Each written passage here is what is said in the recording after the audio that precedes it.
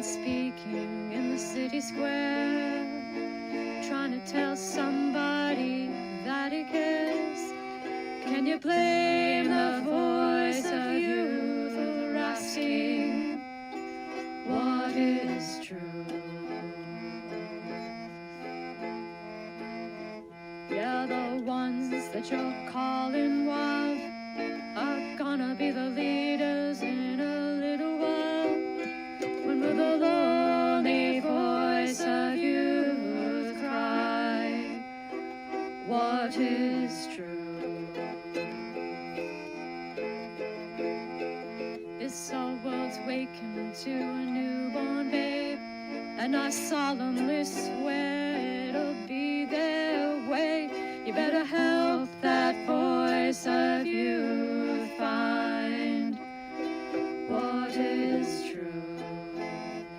And the lonely voice of youth cries, what is true?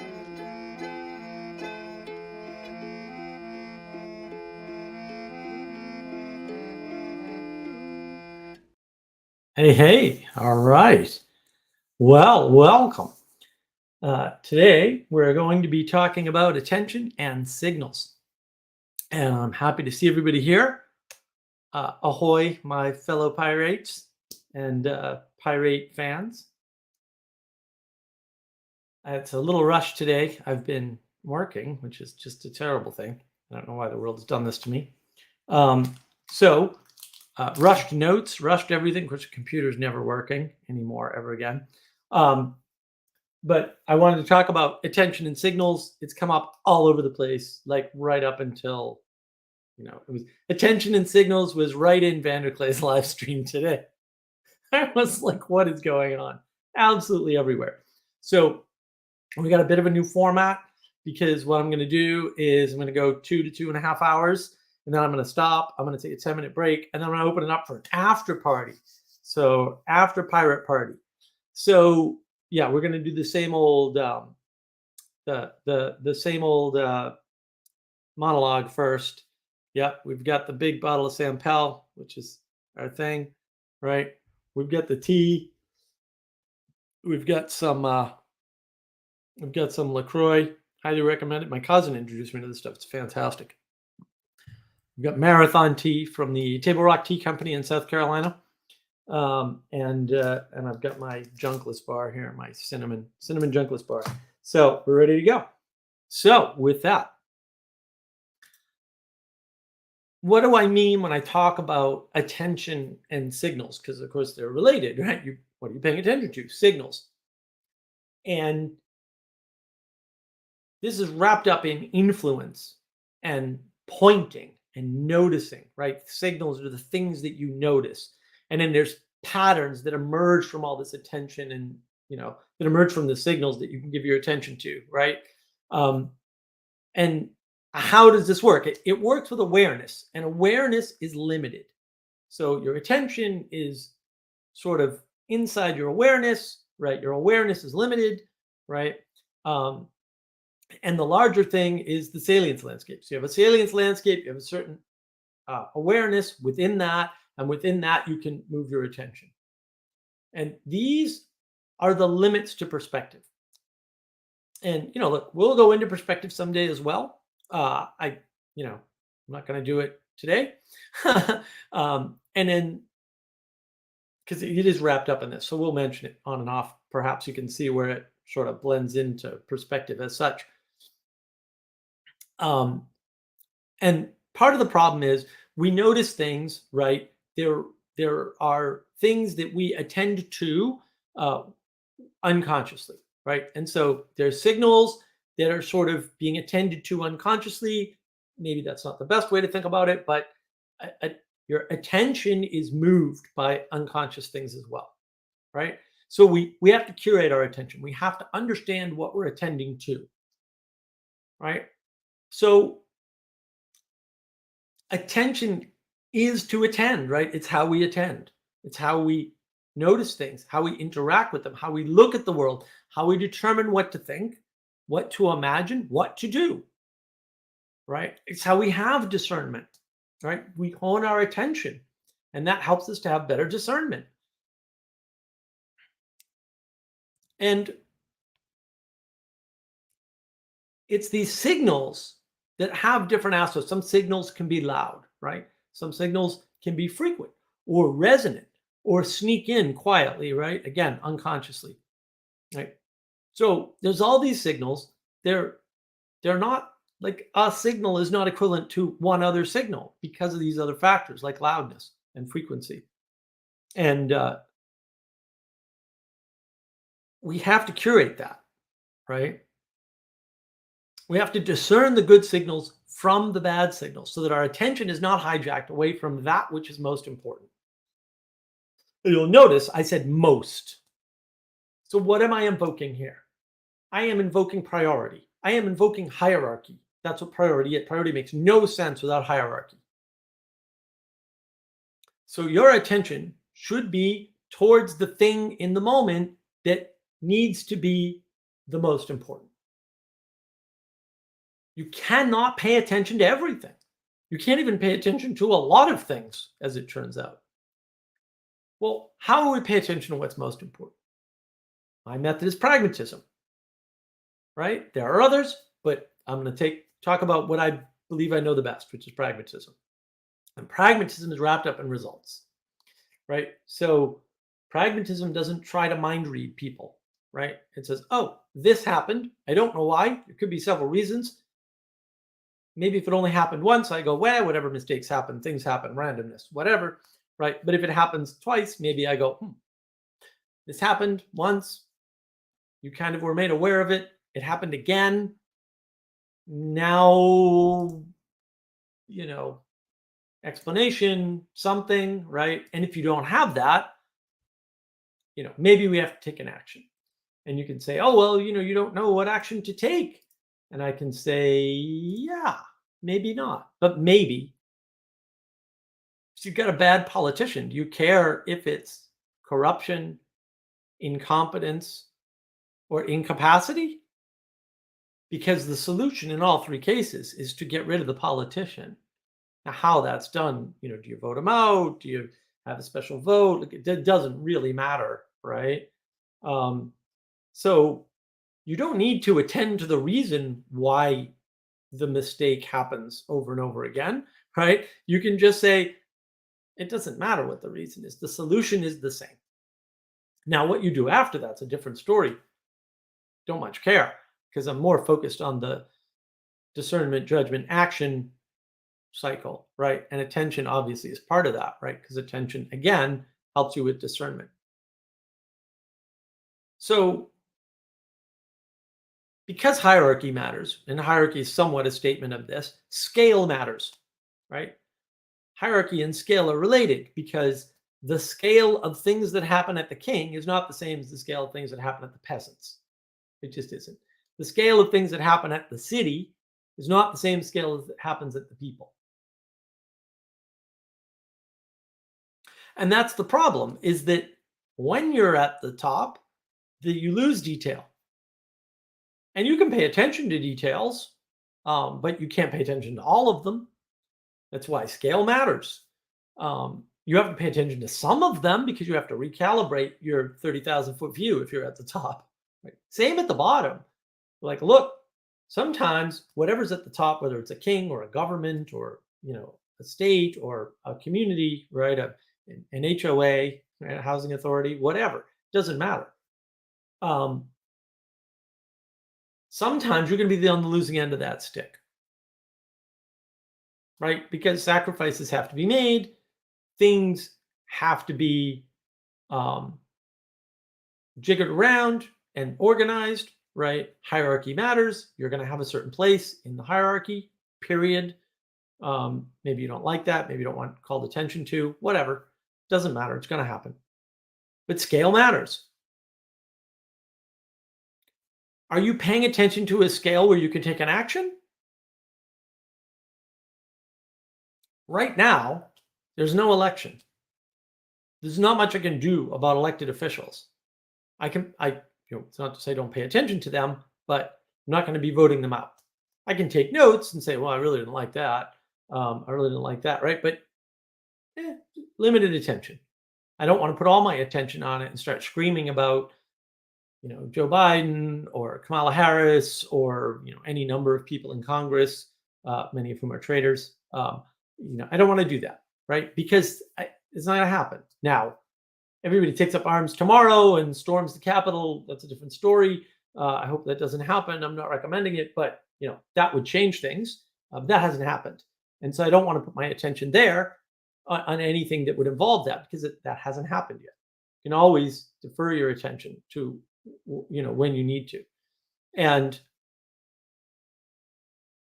this gets into, do you have proper discernment, right? Can you take an action? Do you have proper discernment? Can you judge? These are problems of attention. You need to pay attention to whether or not you have the information to discern. Uh, you get two siblings, they get in a fight, you walk in the room, they're in the middle of a fight. You're in the middle of an incident. Can you really determine who started it? I don't know. At some point it's arbitrary. And so you have to keep that in mind with your judgment. Well, I can't judge fairly, but I can judge. And someone's going to get upset either way, even if it's just by accident. So, you just need that discernment so you don't make that error. And you'd be able to tell the siblings, nope, this is an arbitrary judgment, so too bad. That's life. They're going to run into that one way or the other. Those are problems of attention. So you can pay attention to what you're paying attention to some limited extent. But again, you're not going to know all the unconscious things, right? Because that's a thing.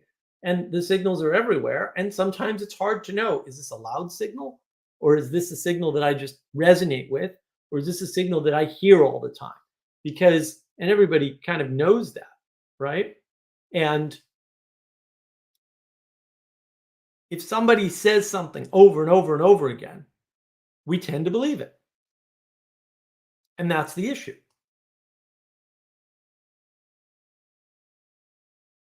Signals matter. Attention matters. It's important. We have to curate this stuff. So you can frame things any old way. Like you could say that, porn created the internet. Okay. Not really. People's attention moved as the result of sexual signaling on the internet. We would call that porn for sure. Memes are an attempt to capture attention, right? But it narrows attention and makes it individualistic, right?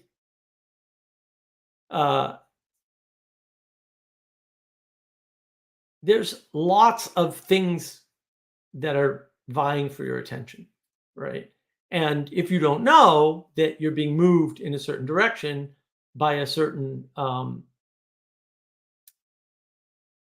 signal, right? If you don't understand that your attention's been drawn to some place or to something, then you're hijacked, and your attention can be hijacked. That happens for sure. And look, attention is a good way to know whether or not something that you're being told is correct or not. Did porn create the internet? Do you think that some other industry creating the internet would have meant that porn didn't get onto the internet? That's kind of crazy talk. Like, almost certainly not. The only way you could have something like porn not on the internet is by regulating it. But the people that started the internet didn't want to regulate it. And in fact, it was designed so that it couldn't be regulated. Something that the DoD, I know for a fact, is really regretting right about now. Has been for 10, 15 years. And Congress is certainly pissed about that too. And so are governments around the world, right? They tried to shut off the internet in Egypt a few times, and Iran a few times, and China a few times, and it just doesn't work. This thing is too well designed to do exactly what it was designed to do, which was to be so redundant that it couldn't really be shut down. And, there are some exceptions to that rule, but there are exceptions. It can't really be shut down. And once that's attended to, the fact that communication can happen over that sort of realm, you have a problem. And that problem is that even if you destroy the technology, people are still going to try to do what the internet did. Right? It'll be recreated. That's the power of attention. And our attention is limited, and the world is not as limited. So, not everything that we could do in the world is going to be manifestable in the world, and that's a function of our attention.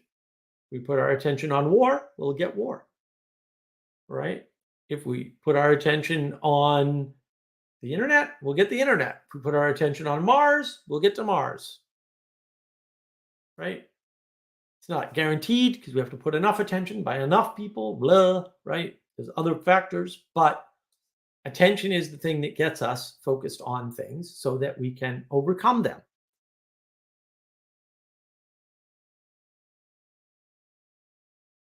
Now, a lot of what the connectivity of the internet offers, for example, is the ability to find a small community, to get rid of our domicile, where we don't have to change. We can just find people enough like us. So if we find enough people who are enough like us, we don't have to do the hard work of getting along with people. We don't have to do the hard work of finding common ground. We don't have to do the hard work of figuring out where the boundaries are between people, because we can just find people that are like us. Now, of course, those people don't exist.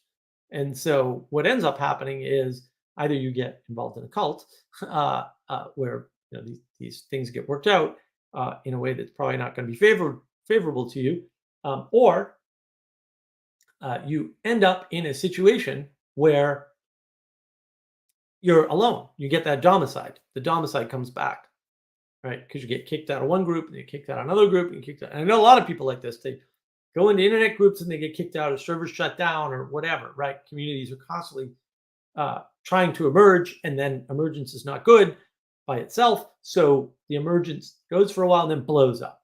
That's what happened with the Awakening from Meaning Crisis server.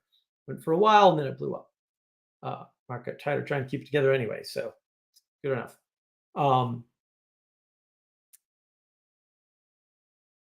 When we don't attend to the fact that there's hard work and struggle you're not doing, we don't do the hard work, and then we end up in domicile over and over and over again.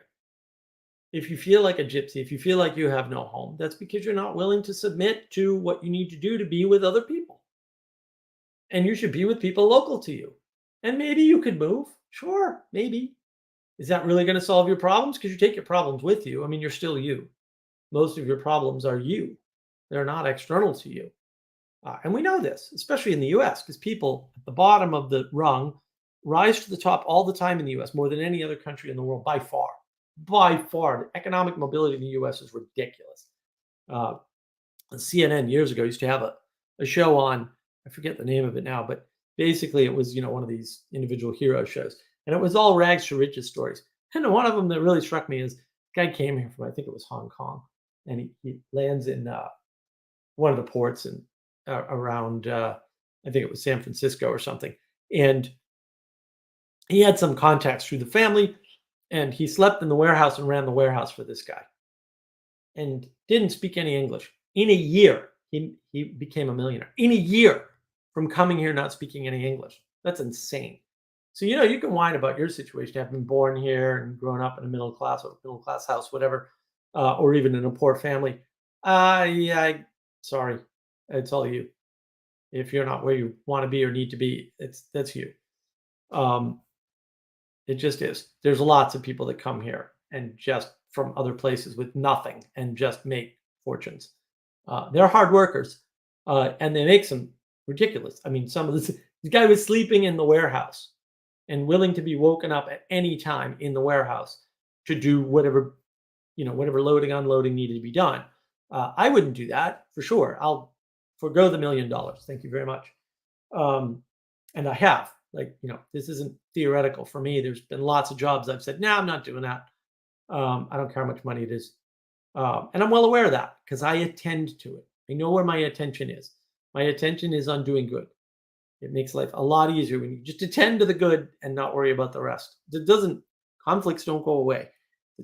Conflicts change, right? The values and the virtues become more clear, but a lot of the confusion that people have about what to do and when to do it can go away if they just pay attention to the good.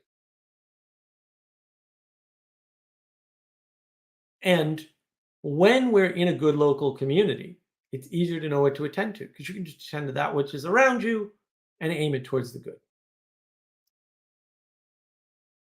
And that can help fix the domicide of the meaning crisis, that helps to address the meaning crisis. And I know last week we talked about reciprocal narrowing. What is it? That's what attention mediates, right? It mediates your reciprocal narrowing because sometimes you need to reciprocally narrow. You need to focus. You concentrate on something. You need to get something done. You take an action. That's reciprocally narrowing. And then you need to reciprocally widen or broaden or open, right? So it's both. It's not one or the other. You need to mediate between those two. And your attention helps you to do that.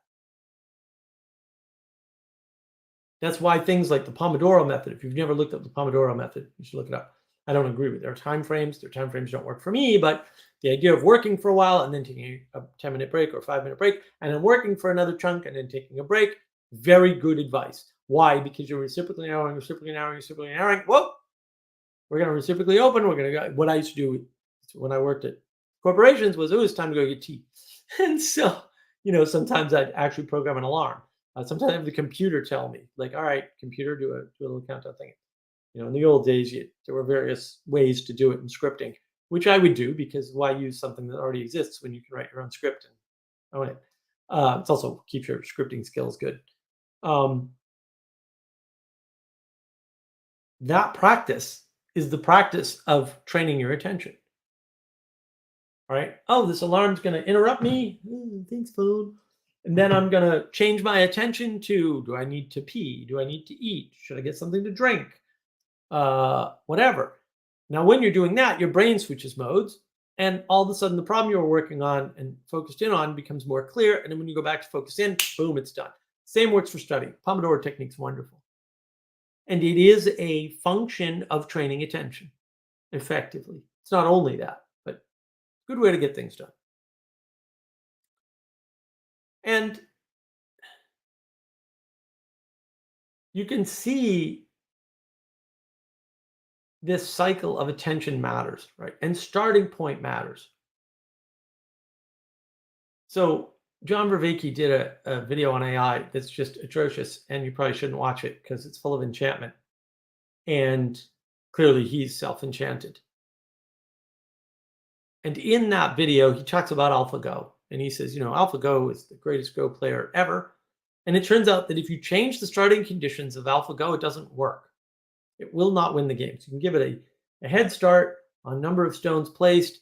You can give it the first move, and it will reliably lose. If it doesn't start from either first or second stone placement, it doesn't win. That's because AI is highly dependent upon attention. And when its attention does not start at the right point, it can't function anymore correctly. No, really, that's state-of-the-art stuff. It doesn't work the way we work. This is why when people say AGI, I'm like, you don't even have 4 types of memory. CogSci says we have 4 types of memory. AIs don't have 4 types they don't even have 1, technically. We could argue the LTSM issue. Not a technical discussion. But I will argue it with you, by the way, because I do AI and I do know this. So pay attention to the fact that I've got a lot more experience than most people in AI. Most of the people in AI don't have as much AI experience as I have. I've been doing it an awful long time on my own. Thank you very much. Attention works in a limited fashion, even in an AI. And it determines everything about the effectiveness of the AI. And it determines everything about the effectiveness of you. Too much attention, which might be worship, to the wrong thing takes you away from the important things. It destroys your life. This is the romance crisis. We are looking for something unrealistic to maintain and bow out when it is gone. We have these notions that a relationship should be like a good vacation. And we want the thrill of love without the long-term attention to the person with all their flaws, problems, and insecurities, contains. We don't want that. We just want the vacation part. What we have is an addiction, a reciprocal narrowing of attention on vacation, good, fun. This is a modern problem. It's a problem that I had. Like, this isn't like these are problems we all might run into, and most of us do run into. And it's a problem because we're attending to the wrong definition of relationship. We're attending to the wrong thing. It's not a relationship is not about having fun, feeling good, getting the dopamine hit, whatever. And the mere physicality or the mere thrill of being around somebody, right? A relationship is a third thing. And you need to attend to the third thing in order for the two people to get along, because they have to be aiming at the same third point in order to orient in relationship to one another and the world. Because you're changing, the other person's changing, the world is changing. You need orientation. Mirror direction towards the other person won't work. And if their mirror direction and your mirror direction are not the same, then it's not going to work. It has to be towards the relationship, however you define that. It has to be towards the relationship, that third higher thing. It has to be higher than the two of you. Otherwise, it will go to reciprocal narrowing and become an addiction. And that's probably not going to end well. Didn't for me last time. And today, attention has been fractured. Why? Because the world is flattened. It's spread out all over. It's flat. You look out over the landscape and you just see an endless sea to the horizon.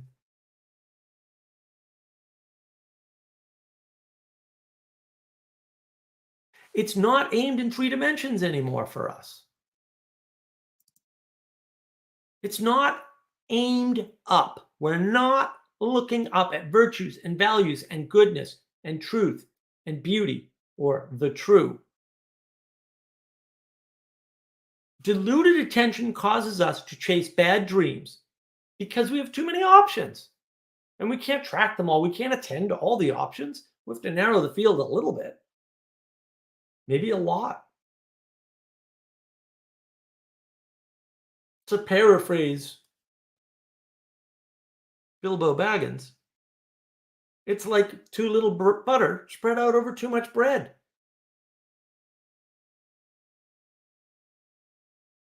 So let me ask you, what is a building? They raise up. A building is attention to a principle. In order to go up, you have to attend to the higher ideal of building the building, whether you're the stonemason or the electrician or the guy doing the steel girders or the crane operator or the guy doing the drywall. It doesn't matter. You all have to attend to the building, the final product before it's built in order to build it. So you take martial arts, they tell you, you don't punch the person, you punch past them. And if you look carefully, if you pay attention, you'll notice that principle of looking past your goal is everywhere. It's universal. It's one of the few universals. Very mysterious. Why is it that you can't get to the wall and stop? Zeno's paradox, that's why.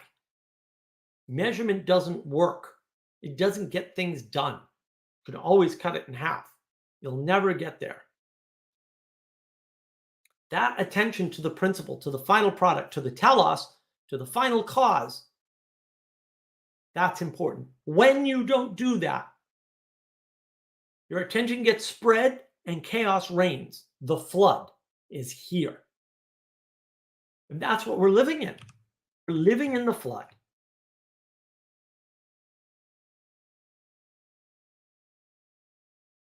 And you'll see people try to Get us all together. Let's all get together.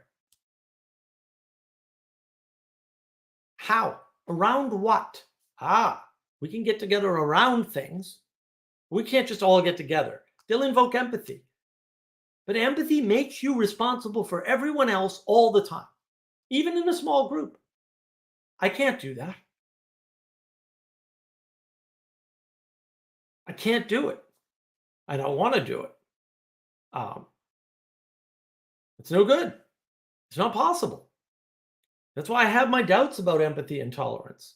I mean, people make mistakes, but I have to accept those mistakes if they affect me or not, because I think they always do.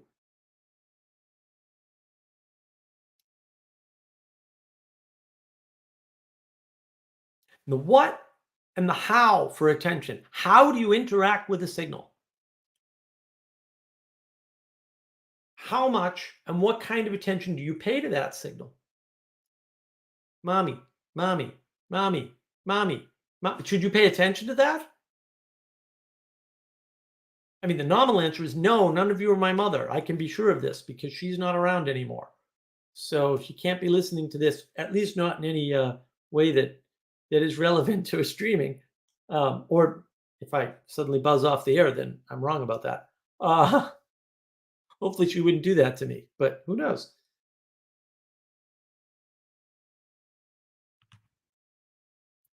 How do you interact with that signal? What are you going to do about it? Can you do something about it? Maybe you can. Maybe you can't. And you have to remember, if you deny something your attention, it goes away, or at least it lessens. That means some of the things we're attending to don't have to be, because we can stop paying attention to them and they will go away. End of war games, a strange game. The only way to win is not to play. If you don't play the game, you can't lose the game. You also can't win the game, but maybe it's a stupid game.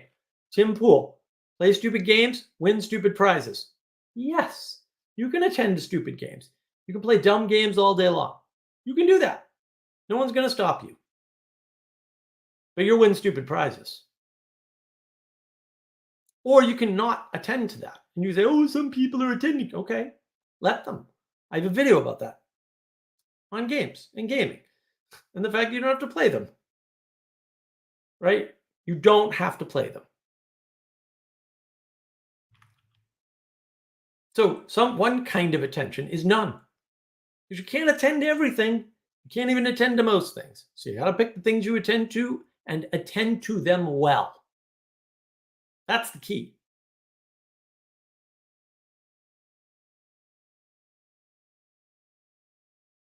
But you do have to be careful, because no attention can make things worse.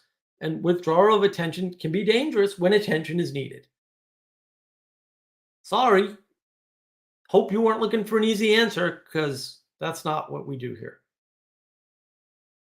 There's nothing easy about the pirate life.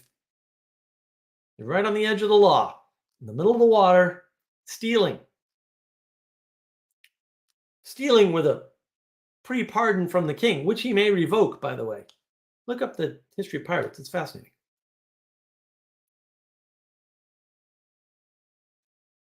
And likewise, what you focus on gets bigger, at least to you. It's possible to take in more detail than you can handle, to over-attend to something. This is the coddling of the American mind, to quote Jonathan Haidt, I believe is the name of his book. You can coddle people and destroy them, because you're paying attention to details and then they aren't. And now they don't know how to do that because they lose that skill. And oh, by the way, that's going to drive you crazy. Because you have a limited attention and there's an unlimited number of things you can do. So you got to be careful with that.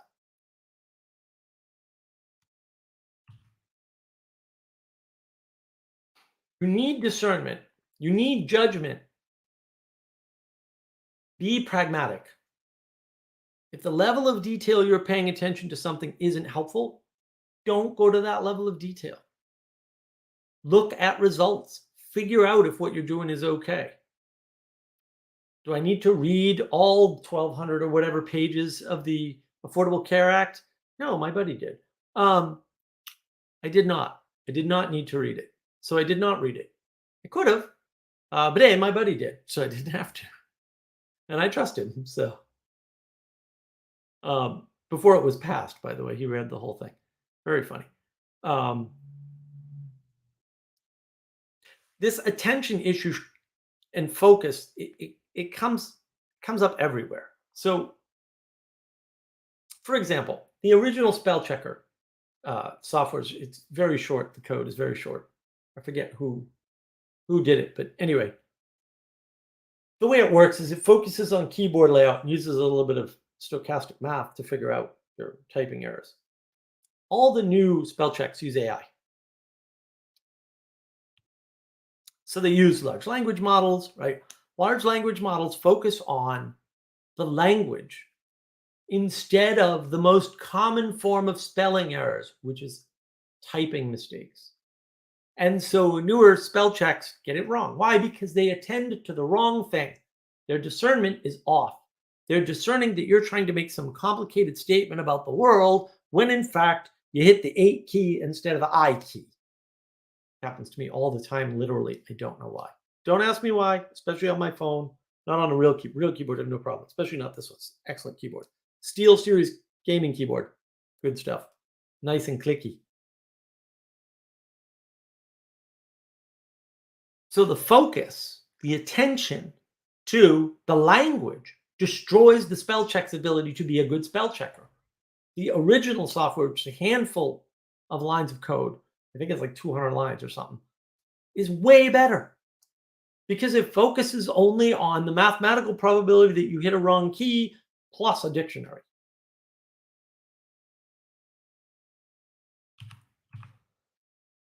And what's the implication here of attention? So let's suppose, for example, that you, I don't know, go to school.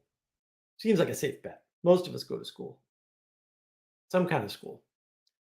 And what you learn in school, what you are attending to in school, because the teachers attend you to this, right? They move your attention to this constantly, is problem solving. And so you get a bunch of problem solving skills and you learn to see problems in the world. Now what you have is sample bias. Sample bias, which is a real scientific bias, is the statement of bad attention. It's a function of its sample bias is a function of attention. So now the world is a set of problems to be solved because that's what you've been attending to. Now the world's bigger than that, but that's what you've been attending to in school. And now you expect everything to be that way. Like, I don't know, we'll take one of the perennial patterns, because it's not a problem, of grief. Is grief a problem? There's a bunch of problems created by the fact that we have to grieve.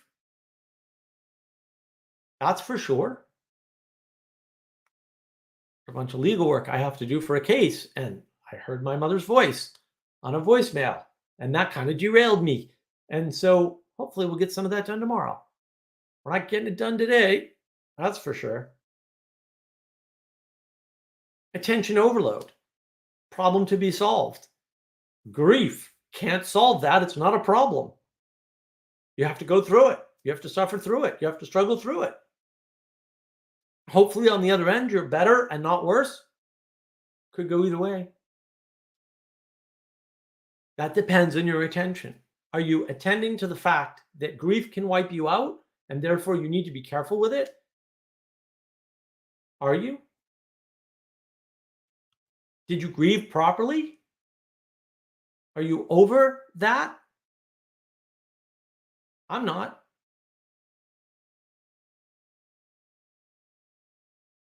Changed forever. Is this a problem?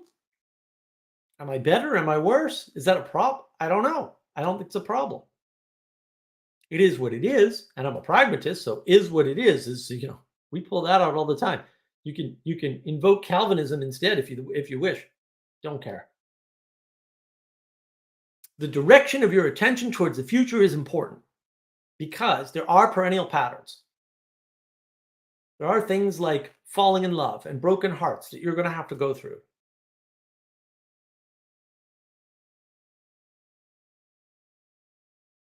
And perhaps these psychological models, and in case you don't realize it, I hate psychology with a blinding passion that knows no bounds or ends for lots of reasons at every detail level, because I've looked. Perhaps these models, we have the ego and the id and the self and the superego and the supercalifragilisticexpialidocious thingy, whatever. Perhaps self plus a mirror explains all that. The only difference would be attention. Maybe I have two things I can attend to: the room around me or the mirror that shows the room around me and myself. And maybe that mirror is a funhouse mirror, because it is. You don't need an ego and an id and all that nonsense anymore. You need one agent. That's all you need. One agent to explain all the other things in psychology. Maybe. Maybe not. Maybe. So one of the tricks I use as a pragmatist is I ignore words and I attend to actions. We went over actions last week, obviously, and I admitted communication is an action, but all communication and action have roughly the same value, right? We can attend to that a little bit closer and maybe get into some details and say the value of words is equal. So all spoken word values are equal. The value of all tones is equal, right? And then the value of whatever body language goes along with those tones and words is equal. The three values, though, and maybe there are more. Don't want to get exhaustive about it. No need, right? I use the tones and I use the expressions on the faces to make determinations about whether or not the words are matching. So I'm attending to the action, not the words. It does not mean I'm ignoring the words, but I'm privileging the actions. Whether that's action of tone, did you laugh at something someone said? So if I say, oh, well, I believe that dogs are the greatest pets ever, which, by the way, is provably true. And somebody says, well, I think dogs are stupid. And I go, ha, ha, ha, ha. Where's the genuineness with my previous statement? Where's the genuineness with my agreement in the statement that I clearly don't agree with, according to my words? I'm attending to action, not to words. Doesn't mean I'm ignoring the words, but my attention is focused on the actions. How do I know when someone's a good leader? I pay attention to their actions.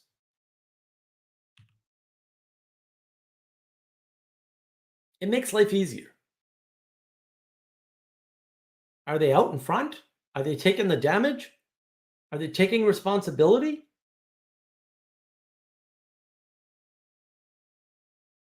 Then they're a good leader. If they're not, then they're not a good leader. Are they in charge? Are they supposed to be a good leader? Or are they just a good leader? Do they lead from the front or do they lead from behind? Because it might be valid. I don't know. Different situations.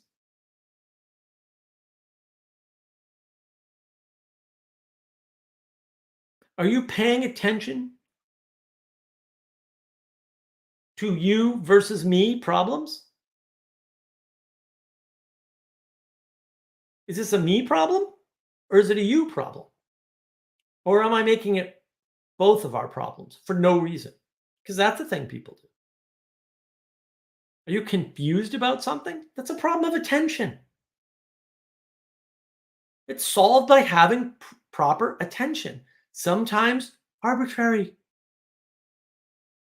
You could have 7 things to pay attention to, and there's no way to adjudicate which one. There's no way to judge. That can happen. You can make an arbitrary decision, but you should use your intuition. And before you learn to use your intuition with your attention and your judgment and your discernment and your action, you may have to make what seem like arbitrary choices. Yeah. And then you can look at the results and adjust accordingly. Yes. You can do that with your attention. Confusion is one of the dangers of too much signal, too much information, too much knowledge, overload to the system. When I overload your system, I can insert sanity into you. It's not hard. So be careful, be on guard. The minute someone confuses you, they can just tell you a clever story to put you back on track. And you'll follow right along with it. And that's the problem. You'll follow right along with it. Attention is so powerful that the person who's well researched at something will beat the smartest person who is not. So you can be Eric Weinstein and you can sit there and you can talk about the housing crisis back in 2010, I think his talk was. And you can be me watching it going, oh, you didn't do your research, buddy. Your framing's all wrong and you're just wrong about this. It's a way easier problem than what you're making out to be. And all of his solutions were, oh, talk to smart math people. We've got it figured out. No, they didn't. They didn't even understand the problem. Literally bad problem formulation. How do I know? Hundreds of hours of legal research for my own legal case. Hundreds. I know way more about that than most attorneys do. And they'll tell you that. Because I've had chats with housing attorneys who go, you know way more about it. Yeah, I do. I research the ever-living hell out of it. You don't have to be smart to research. Maybe you need a minimum intelligence. Fair enough. The well-researched, well-attended person beats the high IQ person every time at a specialty. Every single time. That's how powerful attention is. It's really powerful. And as I said before, I can confuse you, insert a narrative right into your brain, and you'll go right along with it. Very, very powerful. Attention matters. And I've said this in a previous video, right? While you're busy paying attention to the billionaires ripping you off, the people actually doing so are the millionaires and tens of millionaires. They're ripping you off. The guy who built the iPhone is not ripping you off. The guy making the electric car for short money is not ripping you off. Okay? Those are all voluntary transactions on your part. The guys ripping you off are the guys who have $1 million and living comfortably, or a few million, or tens of millions. To make real money, you can't be concerned about ripping off individuals. It won't last long enough. That's the power of attention. Wrong attention means you'll be confused about categories like natural and supernatural, which for the ancient Greeks were the same thing. They didn't have a category for supernatural. I was part of the natural world. This has wide-ranging implications. You can have your attention put on something that isn't a thing. And because we see patterns in the world, we're designed to see patterns in the world. We try to see patterns in the world, and we try to make that thing fit.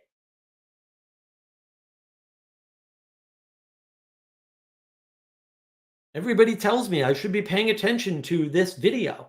Okay. Is it a good video?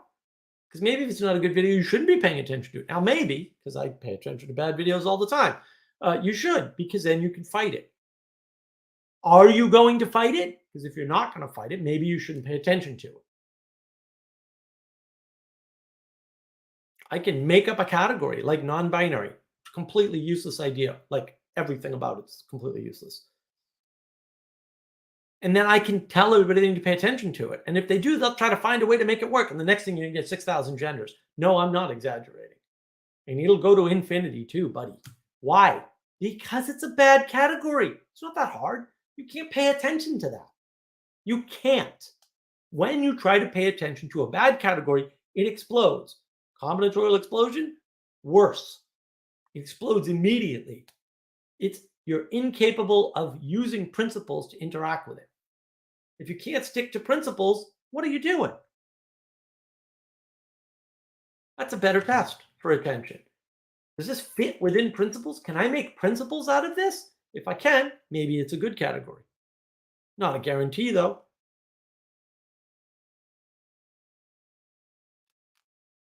Attention is the thing we follow. So if someone's looking up at the sky and there's nothing there at all, other people will stop and look up at the sky. Well-known experiment. There's dozens of versions of this. People do this experiment pretty much every year. It's a well-studied phenomenon. We pay attention to what other people are paying attention to. Why does this matter, Mark? Why does this matter? This matters because platforming somebody is okay, but only if they do something absurd you point it out.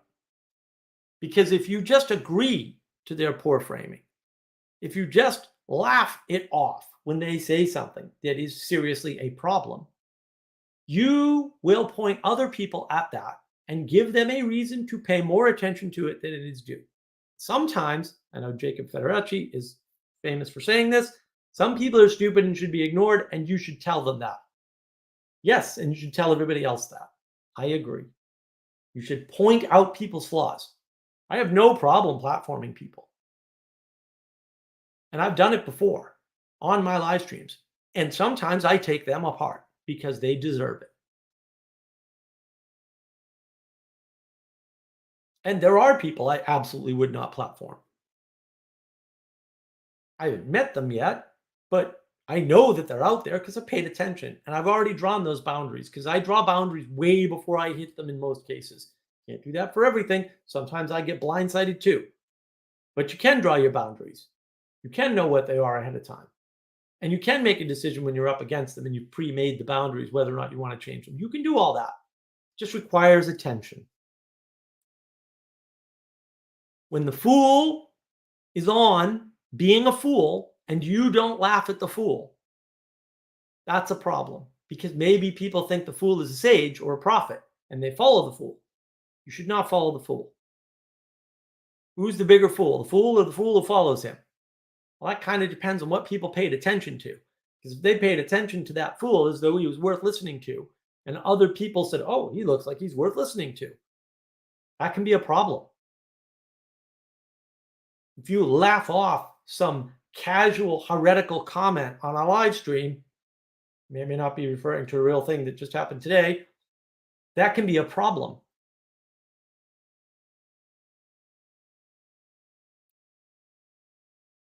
And you need to pay attention to Anselman's excellent point, although I'm not looking at StreamYard yet, to what's guiding people. If what's guiding you is only your own personal likes and dislikes, that's a problem. And you need to attend to what's drawing your attention away. That is my monologue. I'm going to try to catch up with this ridiculous chat. Oh, I see. We had Griswold Grimm in here.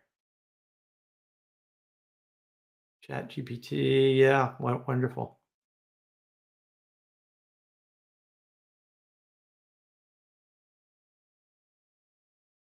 Phlebas has servants? Phlebas, is this true? Do you have servants? I want servants. I call them minions, though.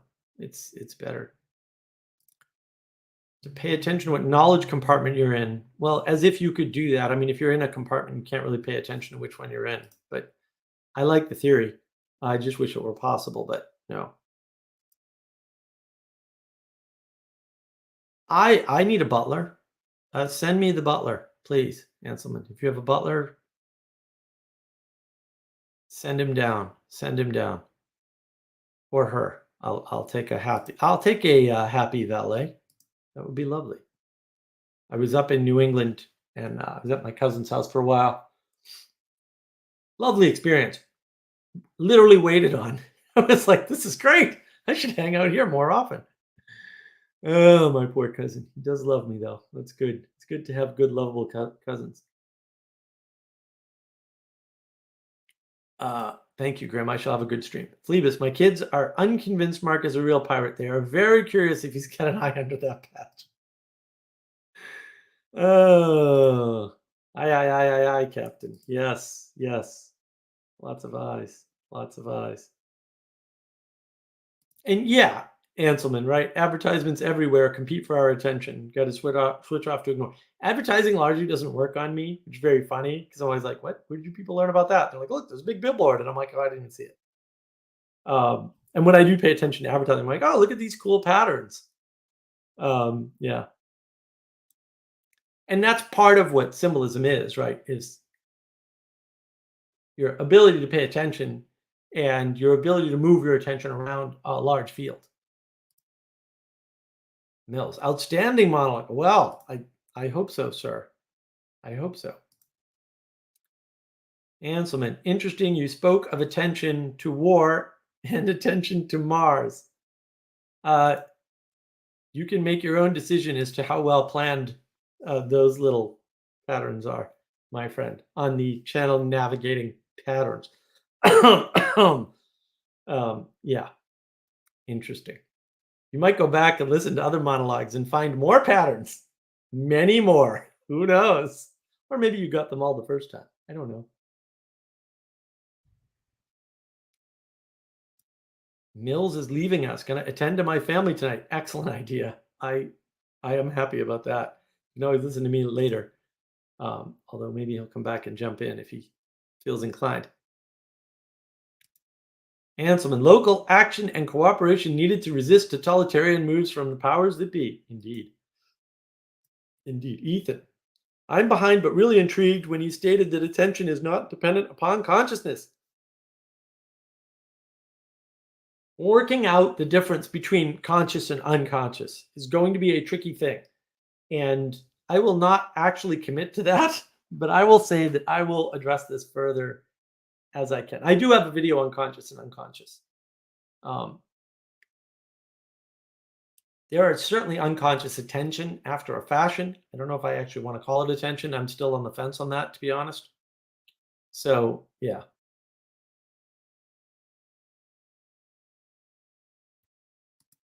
Anselman, my friend Archie Medes was not paying attention when when running his bath. Made a happy discovery as he flooded the bathroom floor. That happens. Um, Ethan, the ethos that created the internet was zero constraint. Damn it, Ethan! You know this is the problem. You're so dead on some of these things. So naturally, evil will take advantage of that. That is exactly what happened. That is exactly what happened. I know that John was talking a lot about don't let the military and porn take over the new AI thing. The military's way ahead of you guys. It's too late for that. You're just being dumb at some point, and that was definitely past that point of dumbness. Um, can't tell you too much because they'd have to shoot me, but yeah, definitely. Yeah, when you create a zero constraint system, evil's going to be all over that. Sorry, just don't do that. Intrusive thoughts can be repelled. Yes, Anselman, they can. They can. Pirate or privateer? Yes, Jack. Privateer or pirate, indeed. Indeed. What else do we have here? Let's see.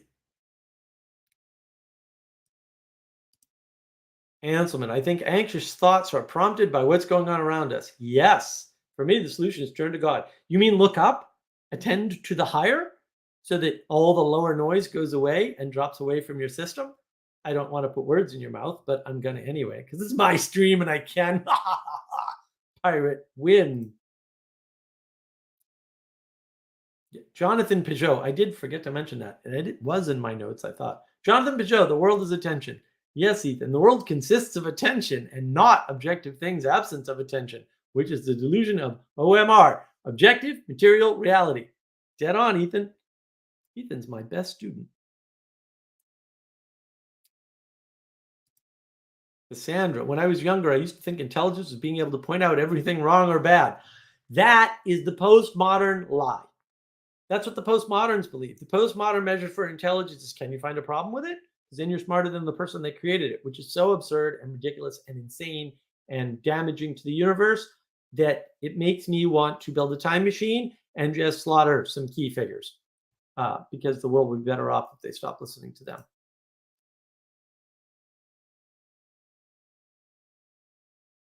Anselman, the more you learn about what's going on in the world to be overwhelming unless you can refer to the higher power. Yeah, look, you can pay attention to all kinds of things. And look, some people do pay attention to politics.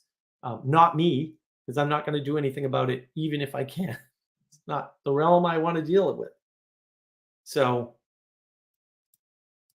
Ethan, this OMR, objective material reality delusion, is to the great advantage of the adversary because it allows him to easily seduce people's attention and give it to him casually. I'm not a Christian, but that sounds about right if you want to put it in crazy Christian framing, because you're a crazy Christian. Ethan, attention is the life water of creation. That sounds right. I can deal with that. Jay Harris, mourning should only be done in sackcloth and ashes. Yes. Anselman, good leaders are a rare commodity. Yeah, they're non-existent nowadays. That is true. Derek Ma, how can I have disagreement and have fun with it and not get too caught up in the nitty gritty? Well, look, caught up in the nitty gritty is a function of your attention. And the secret to disagreement is intimacy. And so you want to get to know somebody on a personal level before you disagree with them. Then you can disagree with them and still have lunch. If you can't have an argument with somebody and still have lunch, you failed as a human and you should probably jump off a bridge. No, don't do that. But yeah, I mean, you got to fix it. You got to fix your attention. What's more important, winning an argument or being able to have lunch with somebody? I'd rather be able to have lunch with somebody.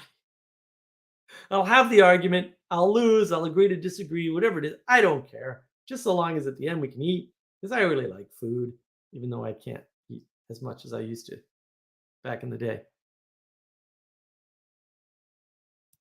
Anselman, someone's arranged to give us a lot of bad leaders. Yeah, you know what? The lack of attention to what true leadership is has caused us to believe that we can hand leadership off like a rock. You can just give somebody a leadership. And actually, so I have this is a jade piece from New Zealand that was given to me by a beautiful, beautiful, beautiful woman years and years ago. Blue eyes. Oh, blue-eyed blonde. Oh. Anyway, it is a leadership club that the head of the Maori tribe would have to denote his leadership, and it's a symbolic representation of the wooden club that they would carry. That is my understanding. I might not be remembering correctly, but I think I am. Derek, it seems most people give too much attention to the negatives. Well, you're supposed to give too much attention to the negative. How can we go beyond that, especially when it seems like it is true? There's always negatives in the world, so they're always true, right? There's always downsides and problems and issues. It's always true. But you have to focus your attention on the highest thing. And when it's focused on the highest, it probably won't be quite so negative. Cassandra, I just realized you look a little more crazy scientist than pirate tonight. Okay, I don't know how to parse that, but I will keep that in mind for later. Ethan, the well-attended attended person beats the intelligent person every time. Yes, yes, he does. I have often been that person with the lower IQ and the superior detail level on the issue I was talking about. That might be a trick that I use all the time, by the way.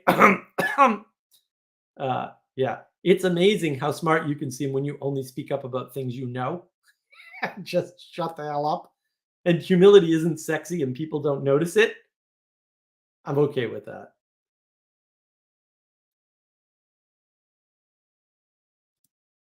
Yes, Anselman. Federaci is not a good judge. He takes personal dislikes as his guide. Yeah, a little too much for sure. And yeah, you to your point, you should not try to dismiss somebody because you don't like the facts they present, right? Or you don't like them for presenting facts. Benjamin Franklin, excellent monologue. Well, thank you, sir. I do appreciate this. Joey, activism is a form of advertising.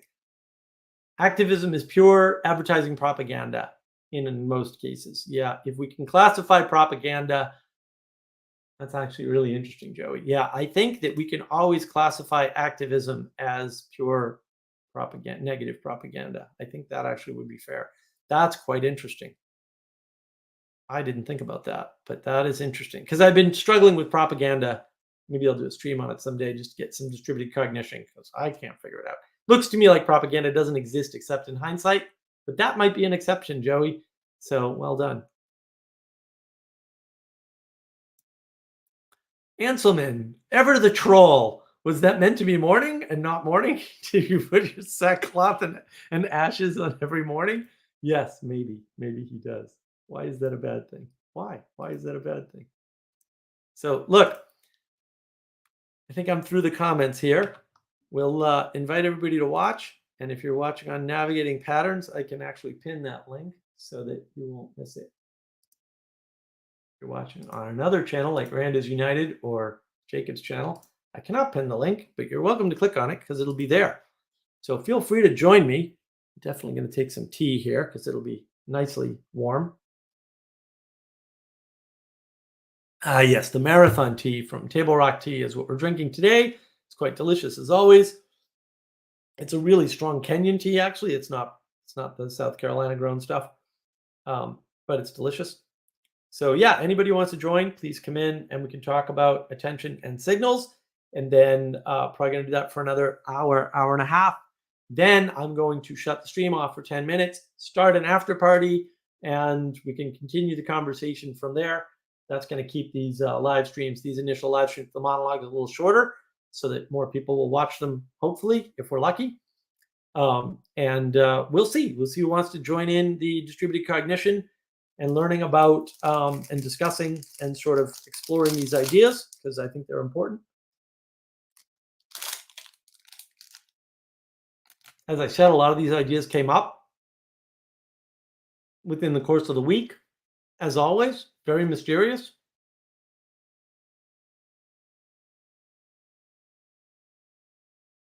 I love my cinnamon bars. They're absolutely delicious. And it's good to have something to eat after blubbering about for an hour plus on your own. Where's my buddy Jesse? What's going on? He's the one that sort of forced me into this time slot.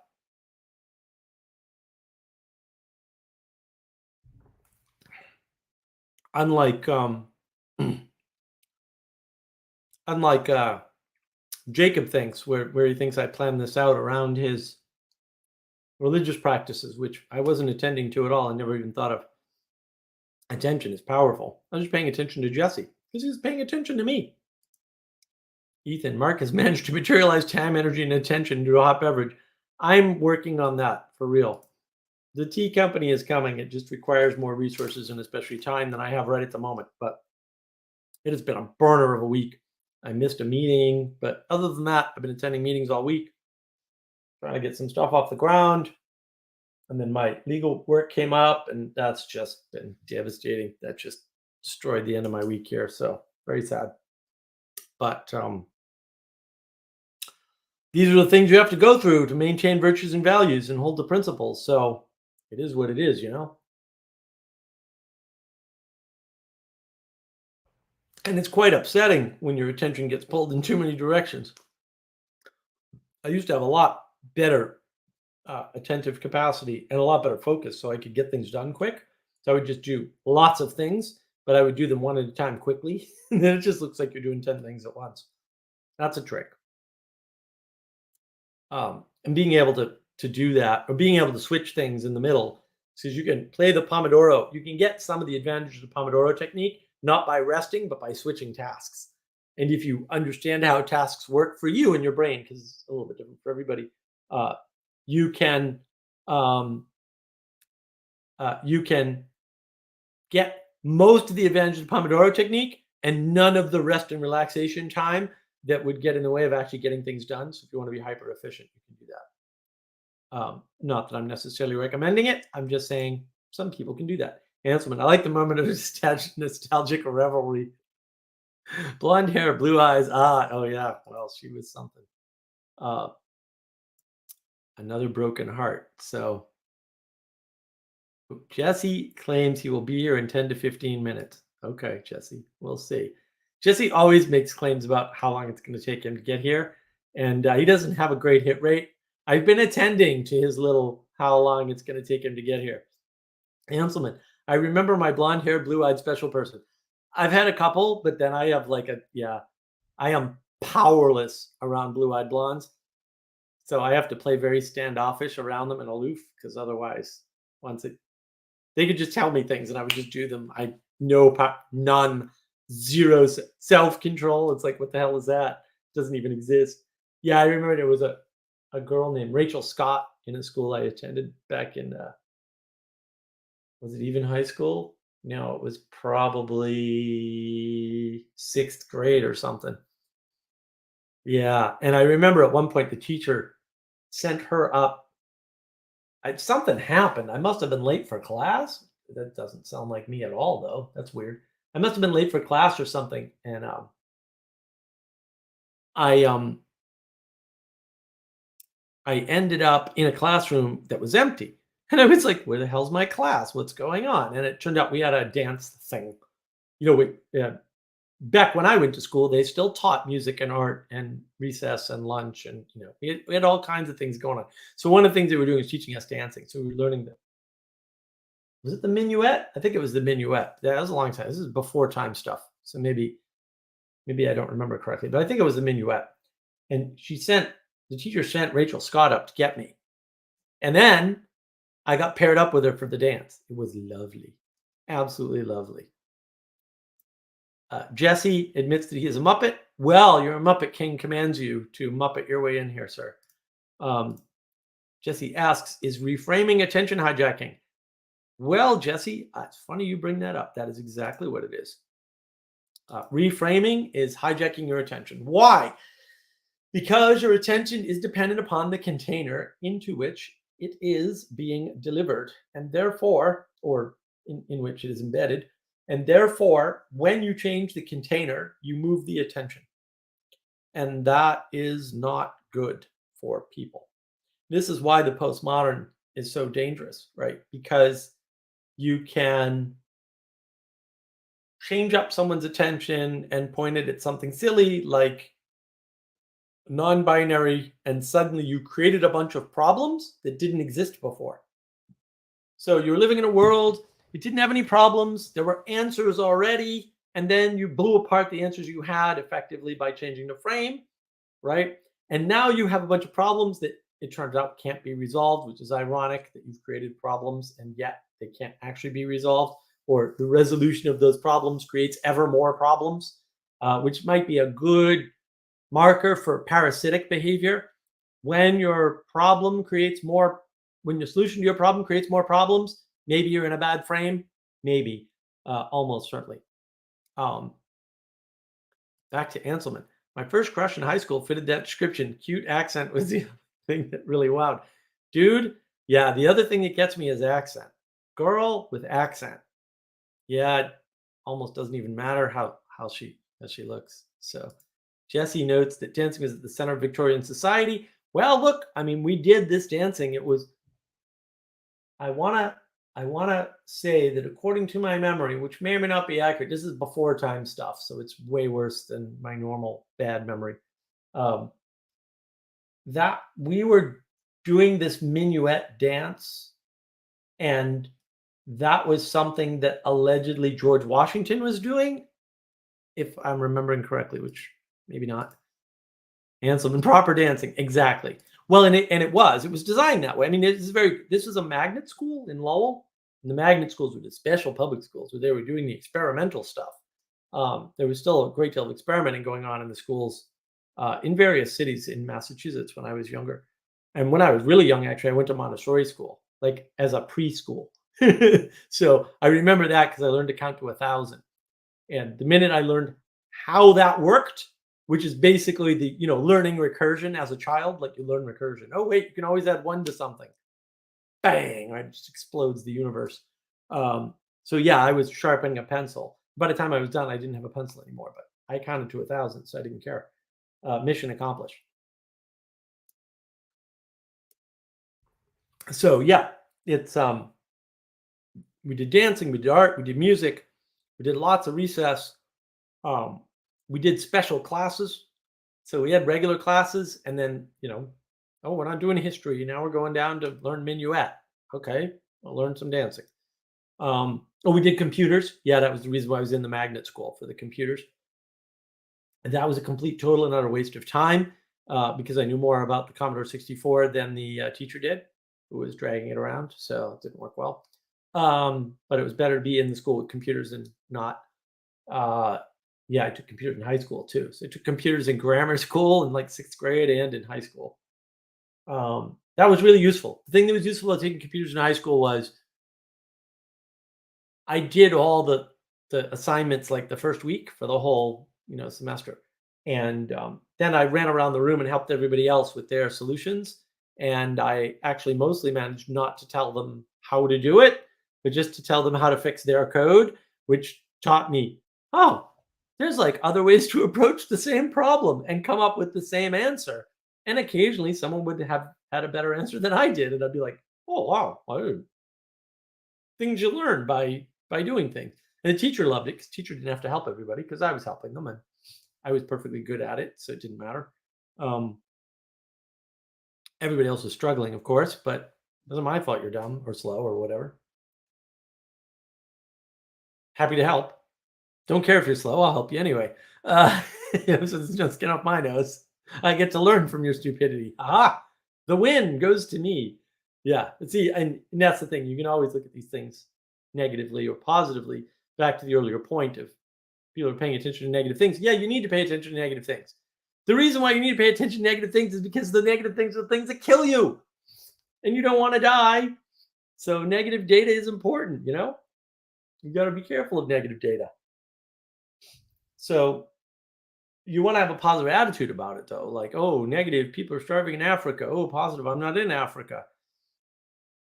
Also positive, I could go to Africa and help them if I cared that much about it. There are ways to do that. Um, I'm too sick to go to Africa and help people, so I won't be doing that. But if you buy tea from the Table Rock Tea Company, they'll help people in Africa for you, by the way. So go to the Table Rock Tea Company. Quite lovely people. Those are the people that I met. I went and visited their tea company because they gave a tea tour, and it was the best thing ever. I super enjoyed it. They are lovely people. If you're ever in South Carolina, please visit Table Rock Tea Company. Buy tea from them online. They really, yeah, uh, the husband there is amazing. Like I had a long chat with him. He's amazing. I'm gonna go back up there. I'm gonna try to make some tea with these guys. They're quite good. Their story's amazing. Um, they made a drill, a well drill that can be carried on checked-in luggage and assembled on site and is repairable with local parts. And the way he did it, because of course you would do this too, is he knew this was a problem. He knew that the drilling that they did, when they went to help countries, was modern drills, and of course modern drills require modern repairs and modern parts, and so they're not very useful once they break down. So he went to his Edinburgh, I think it's 1862 encyclopedia, as one does when one is looking for water drilling solutions from the past, pre-electric days, and he cobbled together something and invented a drill. And they help people in Africa with that drill. They fund part of their stuff through Table Rock Tea Company, where they locally grow tea in South Carolina, which is absolutely crazy, but also works. And they need help. So help them out. Jesse, some people require more attention because the initial signal was not received as well. Yeah, it's a good point. There's a lot of depth there, Jesse, right? We can talk about different types of signaling, different amounts of signaling, and the fact that different signals work with different people. If you want to know more about that, there's a great book called The 5 Love Languages. There's a book on signaling and attention, right? And that's what the book's about. Actually, you can say it's about love language. No, it's actually about perspective signaling and attention, and how your perspective is sort of wrapped up in a bunch of things you don't necessarily understand well for yourself. And yeah, some people require different types of attention. right? Some people you can't just talk to, right? They need your company, right? Or children often need your undivided attention because they know when your attention's not fully on them, and they act out if it's not. That happens for both parents, actually, right? Like boys that don't get enough male attention and girls that don't get enough male attention can have a problem, right? And it's always a struggle because the man is supposed to be out of the house, um, plowing the way and bringing back the goods. And yeah, so there's always that struggle, and you hear that theme in music all the time, right? So what's that Jim Croce song? When you're coming home, Dad, right? Yeah, there's all kinds of indication signals of that pattern in the world playing out over generations and generations. That's definitely a thing. So yeah, amount of attention, type of attention, how the attention's being conveyed. Very important. Hanselman, good poetic description of dancing in T.S. Eliot's East Coker. I'm not familiar with that. I haven't read any T.S. Eliot at all on purpose. I know somebody accused me of not being well read. Of course, they don't know what I've read and what I haven't. So the accusation is absurd. If you were paying attention, you would have known right from the get-go that's a ridiculous accusation. No, not because it's not necessarily true, because there's no freaking way that person could have that information. None whatsoever. There's something to pay attention to. Can you validate the claim you made, or are you just making a claim to make a claim? Oh, Ethan tells me my memory is correct. The minuet dance was popular around George Washington's time. Man, that's amazing. I remember that. I was young when that happened. I think it was 6th grade, something like that. The magnet school, yeah, in Lowell, yeah. Yeah, no, what a beautiful girl. Oh, I've got a picture of her somewhere. Yeah, blondes. Anyway, my attention was temporarily. You may have noticed I'm exemplifying loss of attention several times. Anselman, recommend. He speaks of pattern in that poem. I probably have. My book's not here. My big book of poetry is not here. Why? Oh, it's on the shelf. That's why. I think it's on the shelf. Yeah, there it is. My big book of poetry is down there. I think I have T.S. Eliot in the Norton Anthology of Poetry. I should hope so. Maybe I have that one. I shall look it up. And if not, I shall hunt it down until the ends of the earth or time itself ceases. For that is all that can stop me sometimes. Unless I'm sick, when my attention and focus go away entirely, my memory fails and I fall asleep, which unfortunately happens. But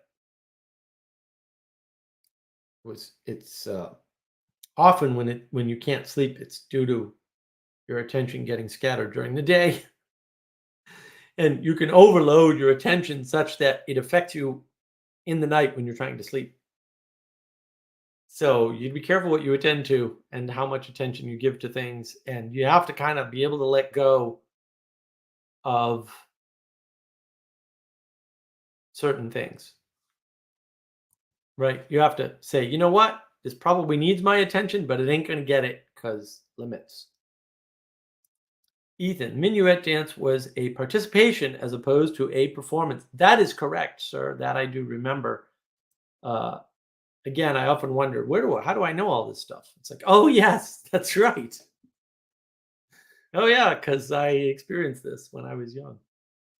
Anselman, I think you'd appreciate his concise use of language. You had me at concise, sir. I love concise use of language. Yes. Yes, that is another attractant. So I like Catherine Brodsky. I follow her on Twitter. I met her on Clubhouse. Quite a lovely, lovely, lovely journalist, and also beautiful. But her writing is so gorgeous. It's just, oh yeah, she's got a Substack. Catherine Brodsky, lovely Substack. Yeah. I'm a sucker for a bunch of things actually. I'm amazed I'm not completely destroyed by any of these addictions that I have. Joey, alcoholism is an antidote to attention. That is literally true. Alcoholism is your ability to stop attending to things. That's why people get drunk. There he There is, he is, the Muppet the himself. Muppet himself. You're echoing, though, Echoing Muppet. the Muppet. I can hear myself on your mic. How do you do this? Why can't freaking audio engineer artist my ass? Let me put it that way. Unbelievable. It's because I just hit load. I don't just join. I'm here. I prep for these things, damn it. I put do things on the too. board. I make sure the dragon's up. My glasses on. I wash my face. I got lighting. I got the uniform on. There's a lot of prep that goes. I make sure the sound and light's okay, early in the day. It's attention, Jesse. You got to pay attention to these things. Well, you are right. My time estimation is always. But that's a product of my culture. Oh man, dude, don't get me started on Australians and time. My goodness, we'll be here all night just talking about that. It's like the event starts at 7. So you want me to show up at 7? No, the event starts at 7. So you need to show up before the event starts. So they always and then people take liberties with that. They're like, oh, you're actually starting at 7:30, so I'll show up at 7:30. So those people they're late, and the trail of people, so they don't get into 8, and so it's just creating a giant. Well, and they don't care, literally. It's a very European sort of thing. They just don't care that they missed the beginning, and I'm like, really?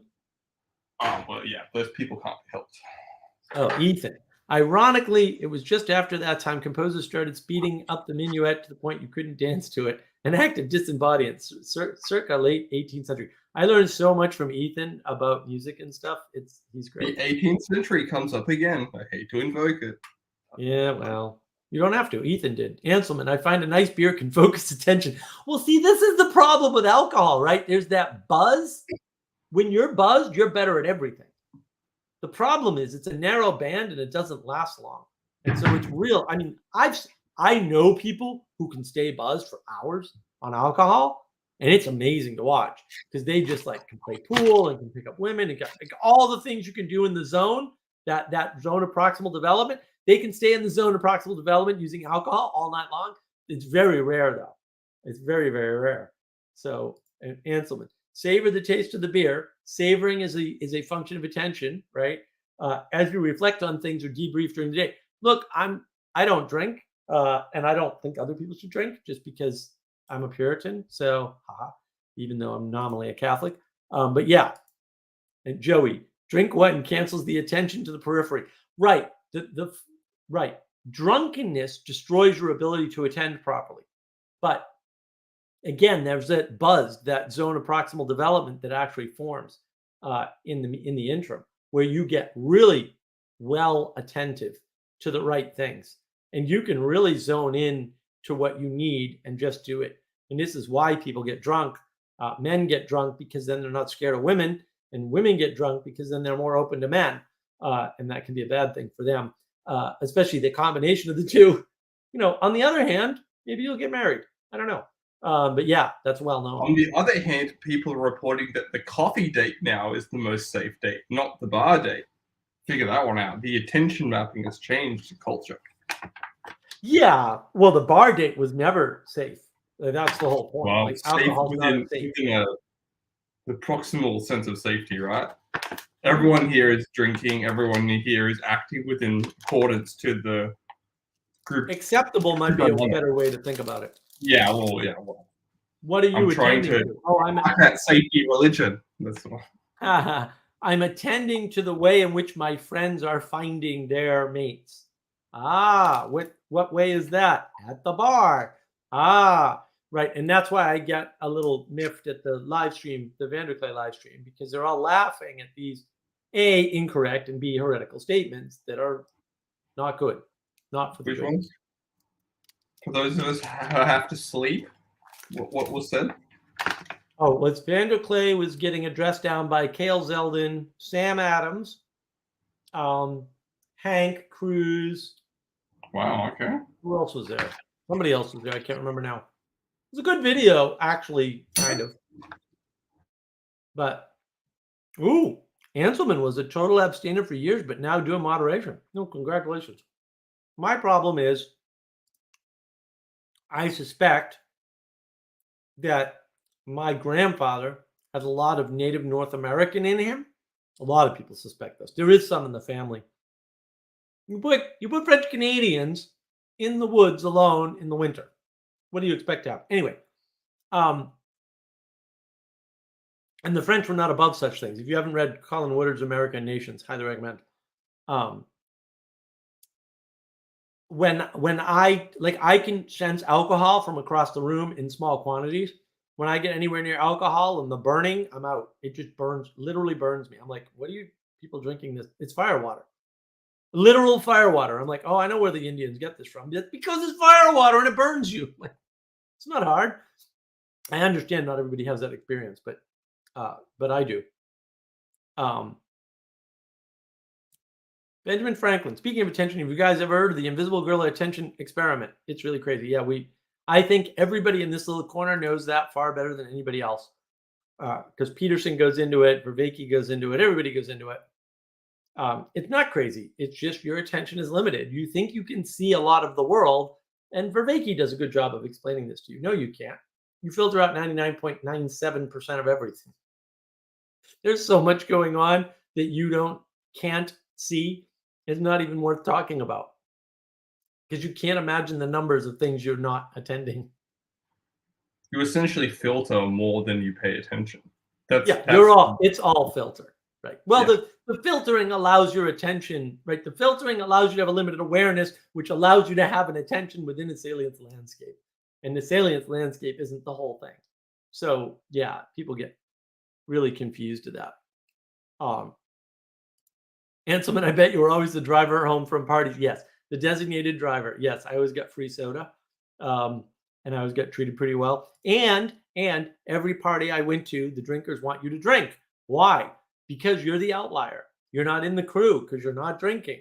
So, yeah, if you want me to drink, rum and Coke. I have been known to have a rum and Coke occasionally because that's another one of those things like blondes and accents. I'm just powerless. Although I do a really good job of not ever drinking because it still burns. It's like, ugh. And nowadays I don't even drink Coke because of the caffeine. So, Benjamin Franklin. Some people are asked to pay attention to how many times a ball is passed between a group of people. In the middle of it, a guy in an ape outfit goes through the scene, but a lot of subjects can't remember it happening. Yeah, pretty much no one. That's, again, because you filter out everything. And the stuff you're paying attention to is a small fraction of the things you don't filter out, which is a small fraction of the things you filter out. It's, it's like, yeah, it is impossible for your imagination to contain the number of things you filter out.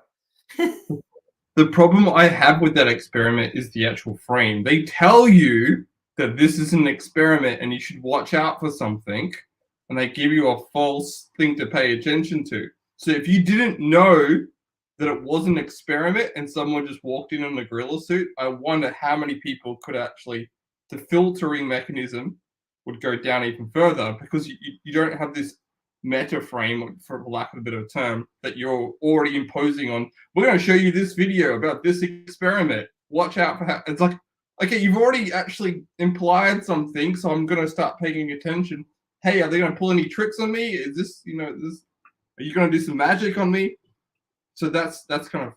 Yeah, the surprise element actually might be deleted because I actually found the gorilla. Sorry, guys. Yeah. One of the tricks that I have that I've only figured out, later in life, we'll say, I can pay attention like no other person. I have never met anybody that can do the detail level that I can do in the moment. No one. Now, there's a bunch of things I don't pay attention to in order to do that, and most of those are really important in social interactions. This is a different problem. You guys don't know about that because you haven't met me in person. So you haven't seen me in a crowd, for example. It becomes really clear. Oh, good. Anselman is validating that, yes, the have a drink, go on is a phenomenon. Yes. Yes, it is. They really want you part of the group. And alcoholics really get upset when you don't drink with them, so they try to get you to. And I remember I was at one party where the guy was like, "Well, I know you like rum and coke, so we're gonna make you a rum and coke." And he 3/4 rum, 1/4 cokes the cup, and I'm like, "Dude, I'm not drinking that. Like, come on." "No, no, man, I only put a quarter." And all the other drunk people are telling him, "No, dude, no one's drinking that. It's almost all rum." It was freaking hysterical. So I did not drink. What is this? What are you saying, Joey? Wrong. What is wrong? Nothing is wrong here. This is the perfect pirate utopia, and the gorilla is less visible because there is a separate task. Maybe.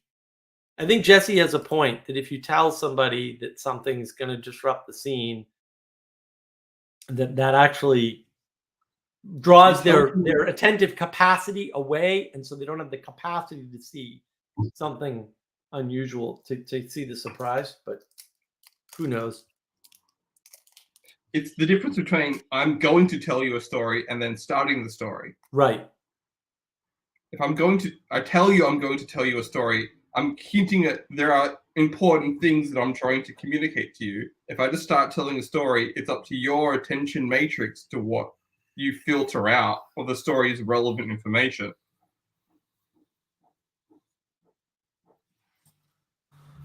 Yeah, exactly. Well, and there's something about capacity. And if you use up your attentive capacity by telling somebody to look for a surprise, yeah, it's Joey, y'all need to know that too. People assign missions to you so you don't notice other things. Yeah, I sort of went into that in the monologue, right? Like they flood you with information so that they can insert a narrative into your brain. It's very effective.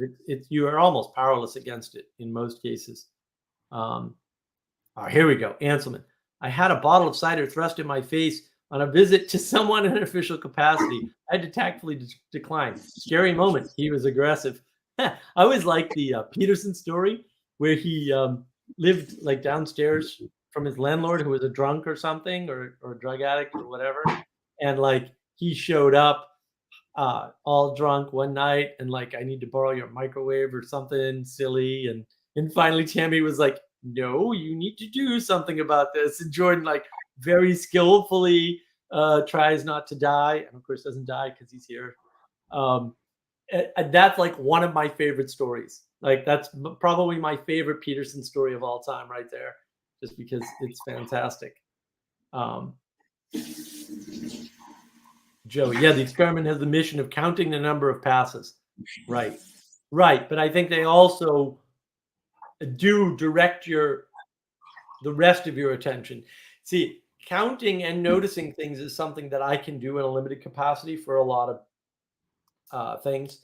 So those things don't work as well on me as reliably as they do on others, but I do have a ridiculous attentive capacity. So I can often have two conversations at once, and you'll see me do this. So like, people go like, "Well, I can't read the comments and do my monologue." In past streams, I have done that. That is not the reason why I'm not doing it now. Is actually screen real estate. That's actually the only reason. And even in this one, I noticed one of Anselman's comments up here on this screen, and I integrated it into the monologue because I can get away with that. But most people can't do anything like that. That is just a pretty great monologue, Mark. Was it? Oh, good. I'm glad.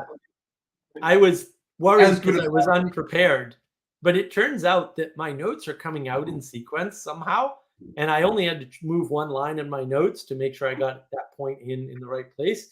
So I did pretty well. I'm like, oh, good, because I was hoping to have like an hour to just go through the notes and curate and add to them, and I totally didn't have that today. And today was a complete disaster in terms of timing. And last night I went to sleep early, so I woke up at 2 a.m., which is very bad. And that wasn't the problem. The problem was I had a power outage at like 9:30, and the internet went out, and they said, "Well, the internet will be fixed at midnight." And I'm like, "Well, hell, if I'm waiting for that." And I didn't, for whatever reason, manage to convince myself to do this thing called reading a book. So the power came right back on, but the internet didn't. So I was like, all right, well, there was all this stuff I was going to do. And I'm like, well, I can't really do that. I can't really do that. I could do some of it, but like, well, it's a pain in the ass to use a cell phone and do this. So I ended up waking up at 2:30, and the power is going on and off and on and about a minute, minute and a half intervals. And when it's going off, there's this big flash and a boom. And I'm half awake going like, I hope that's not in the house. And then I'm like, well, the house isn't on fire. So presumably that's outside. Now, where outside it is, I can't really tell. It's springtime. The trees are kind of lush. And, I live in the woods, and it's hard to tell as it's behind me, in front of me. I did notice at one point a truck pulling away, and then it was fixed. So I stayed up for about an hour and actually watched a great video from Jonathan Pageau, John Vervaeke, and last name Howland. Can't remember his first name. Great video on the symposium. I have to finish it. I didn't finish it. Really good. Really well worth your time. Yeah, I'm really enjoying that video. I hope I get to finish it. Doesn't look like I'll finish anything this weekend. This weekend is a complete catastrophe. Then I fell asleep, which was unfortunate because I had stuff to do. I did look up a few things that I needed to look up, but it's great when you can just disable the wireless on the cell phone, set it up for Wi-Fi tethering, and use your Chromebooks. And then you have internet on your Chromebook, and you don't really care that the internet's out. So yeah, I got all kinds of toys. I like having toys. They're not useful all the time, but Joey can confirm. I have seen Mark do several things poorly at once. Yes, this is true. I am very good at doing several things poorly at once. That is my superpower. Uh-oh, Jesse's in the office. Oh, he left us though. What a bastard. 1 minute he's there, the next minute he has to go set up the room. All right, he's back. You're muted. Can I read you an Irish blessing? I've never done this on a stream. Please, yes, that would be lovely. This is I picked up this book a couple weeks ago. It's called The Irish Blessings. Fantastic. I would highly encourage people to get little books of blessings or prayers. Good for grounding, especially when it's like half a page. You're like, great, I've done a little thing today. I've reorientated. I've directed my attention towards the good. Good for attention directing. Agreed. What's one that's more neutral? May you have these blessings: good health to make life enjoyable, good fortune to make it bright, and lots of happiness always, with everything just right. That's quite good. I love it. Thank you. Yeah, it's full of these little things. I could keep Thank you going for on. sharing that. I actually annoy my partner every day. I just walk up to her with a book and just stare at it and put on a voice and put on the Irish voice. Sure, this isn't just Barney, for what I say is true. The luck of the Irish was with me the day I met you. Yeah. That's great. Attention hijacking. Attention hijacking. Yeah, well, it's funny too, right? Because a lot of the internet, let's take an example that will be near and dear to both of our hearts. A lot of the internet is on things like critiques of like movies or pop culture or music or whatever, right? And as it turns out, if you pay very close attention to what's going on, all they're really doing is inserting different descriptive frames for exactly the same information. And it's what they're pointing your attention at. And that's what matters in that context. So the games you can play with attention, because attention can be manipulated roughly infinitely. There you go. I like what Anselman said. He said, Bigorra, where's my shillelagh? Yes, in fact. By St. Patrick's breastplate, 'tis good to be sure. I like it. And where's me Guinness? Indeed. Adam could not join us. He did apologize, which was totally unnecessary, but Adam is an overly polite Irishman. Oh, Adam, come on, man. Dude, it's like midnight or something. And I don't get done until 1 a.m. his time. He's got to sleep. He's a young boy. He's got to sleep. I mean, I didn't sleep. I was up till midnight talking to you, helping you get the attention thing. That was true. You were quite helpful. That is true. Yeah, sometimes you sneak onto the Discord server, and we have quite a good. That's why I was like, when I was up in the morning, I'm like, if I was sure I wasn't going to fall asleep around 6 or 7, I would just get on the Discord server and wait for Jesse because I know he'll show up. Which isn't true, but I was telling myself that in my head, and it would have been true in this case. But you never know when Jesse's going to see me online. You never know. This timing if you thing is no attend good. too much, your attention is therefore taken for granted. We haven't gone there yet. Right. Taking someone's attention for granted. Yes. What Benjamin Franklin? Whatever happened to Boom Shroom? I haven't seen him in a while. Look, I tried to attract his attention on Discord, and I failed. He got a little miffed at certain events, and yeah, it's He'll come back. He'll come back. It might take a month. He'll come back. We do miss him. He has not heard the music that he wanted that we now have. So when he does, I think he will come back and participate. There's always a lag to reset attention, right? Yes. There's always a lag. And some people can redirect their attention very quickly. And they are talented people. But for the most part. Anselman says, I shall be shortly singing The Parting Glass and slinking off to bed. Excellent. That is a good way to go off to bed. And look, pointing your attention before you go to bed is super powerful. I've often told people this. I don't know if I've mentioned it on these streams before, but one thing you can do is think about a problem that you have just before bed and then go to bed. And, you tell yourself like, oh, here's the problem I'm going to solve, and then go to bed and just take it as a foregone conclusion. And often that works. You don't want to make the problem anxious to you. So there's a trick. I'm not giving you there's no easy solutions, guys. I hate to break it to you. But that's actually super effective. And that's when and where you pay attention matters. So there's certain things that I have to do in the morning, assuming I get up well, which hasn't happened recently, but occasionally happens. I do them in the morning because I'm super efficient at them in the morning, and I'm not super efficient at them any other point in time. So when you pay attention matters, and everyone's different on this stuff, so it's hard to give you guidelines, but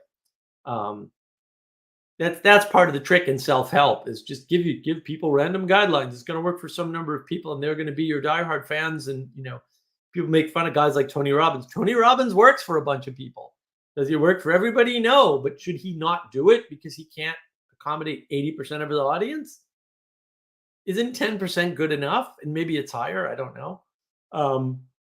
And these things are hard. It's easy to say, well, he didn't help everybody, so he's a charlatan. It's like, really? I don't know about that.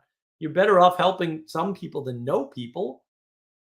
These are tough judgments to make. It's difficult discernment. Oh, here we go. Anselman, yep. You also get great poetic inspiration in the morning and good spiritual alertness. I agree with that. So one thing I used to do, and I haven't done it in this house, which I probably should do. I used to have a copy of the Desiderata by Max Ehrmann, I think is who's credited with that particular poem. But it's go placidly amidst the noise and haste. Yeah, that's how it starts. Beautiful poem. I used to be able to recite it, but I'm terrible at reciting poetry. I can barely recite The Tiger, and that's my favorite poem that I've read far more than any other. I've written it out and everything. I still can't remember all the words. Yeah, the Desiderata is wonderful because it is, this just calm down, quiet down, and savor the world sort of an engagement. Anselman, oh yeah, keep a notepad by your bed. Really good advice. Excellent advice. Yeah. Yeah, not just for journaling, just for good ideas. One of the things I do, I was at a business meeting. I was doing an interview. I was interviewing somebody for a job, and they said something that triggered a thought, and I had to take out the Chromebook, which I didn't have out already because sometimes I don't think of these things ahead of time. And I took a note for today's monologue. So these things happen. You got to be prepared to take notes. And I didn't want to write it out because my handwriting's terrible. always has been. But yeah, that happens. Taking notes. If you want one superpower, taking notes is a superpower. Start taking notes. Your whole life is going to change for the better, guaranteed. You're going to get better discernment and judgment and everything else. Hanselman, did you check out Will Franken's surreal video on Blake yet? No, sir, I have not. This week has been a complete and utter catastrophe. I am so far behind on so many things, and my attention has been all over the place. But I will. It's on the list. What is it? Will Barney? Will Franken, he did a video on Blake. Yep, big fans of Blake here. William Blake is the best. He's also a crazy person, or was a crazy person, but also the best. Then these are the little trade-offs, right? It's like you want an artist, you're going to get an unconstrained crazy person who can't set his microphone gain correctly for whatever freaking stupid reason. I haven't played it in yet. Is never on time for anything, ever. So. No, that's not true. Of course not. It's hyperbolic, but you're on the pirate stream. So I had to think about it. I was like, is it generally true? Like, no, it's not generally true. I like that you had to think about it for so long. I'm like, aha, I win. Victory again. Yeah, I do have to check that video out. I'm going to be completely slammed for the next 4 days because I got to get this legal work done, and it's a pain in the ass. And yeah, it's just the amount of emotional drain involved in something like this is tremendous, and especially when you're like, no, right? This is an emotionally charged thing somehow. A, I'm not a fan of people stealing from dead people. B, I'm not a fan of people stealing from me. And C, I'm not a fan of stupidity. So when I see people being stupid about things, I'm like, no, this is really takes 10 seconds, and it really is just this easy, and they want to make it complicated. And I'm like, no, I would rather make it easy. Yeah, and also being told that the expert witness is going to cost $20,000, all just one expert witness, was really not what I needed to hear, since I don't actually have anything like that amount of money to put towards this project, because I need that money to eat. So yeah, we're kind of down to the wire on all kinds of things. I also want to say that modern dictating software has actually gotten quite good. So if you're not good at writing notes, even your phone can dictate your general something writing, and then using that dictate to re-edit, because it's far easier to edit thoughts than it is to actually get them down. Well, I would say if you're not a really good at typing, but actually with the Steel Series keyboard that I dug out and got to work on the computer. Show us. You have to show and tell, Mark. You can't.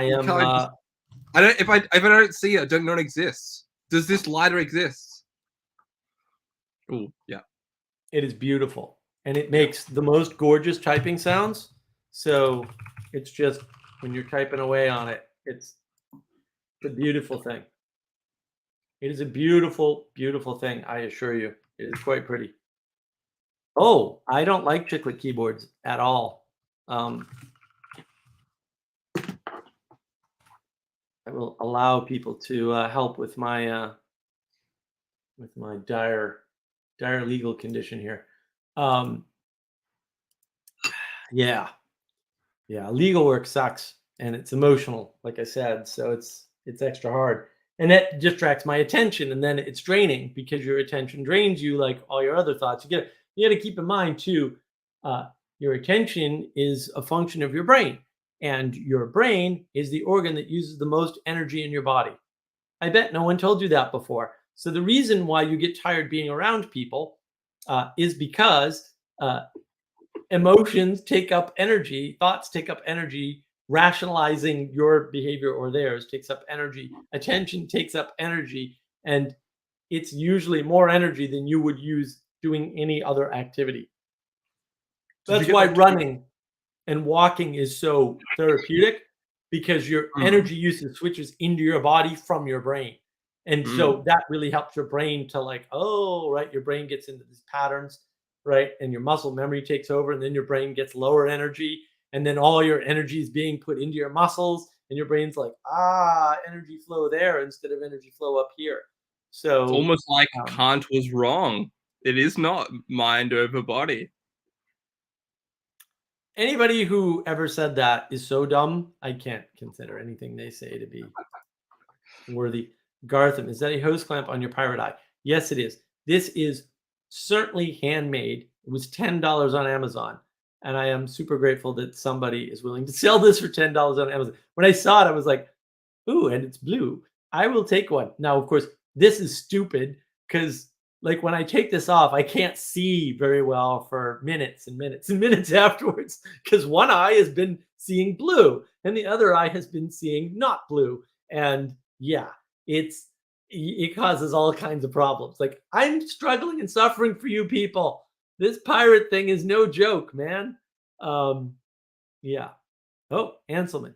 So fill me to the parting glass of San Pellegrino. Yes, sir. Good night. Enjoy be to you all. Good night, good people. Thank you, sir. Good night to you. Raising a glass.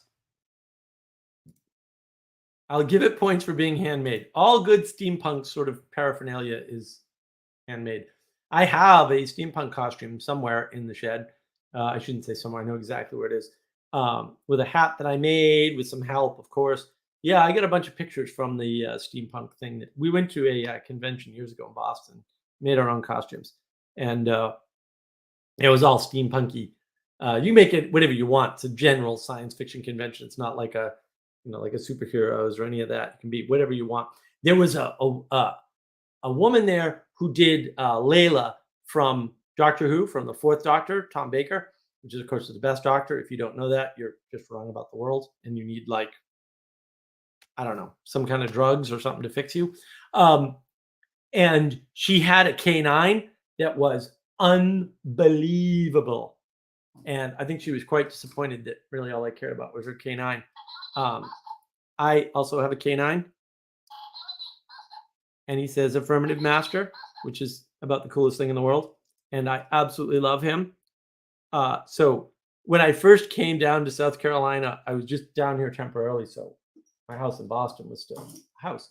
And I had my buddy go in and get something or fix something. So he stopped in and fixed something. And I had the place rigged with remote IP cameras, because I was away.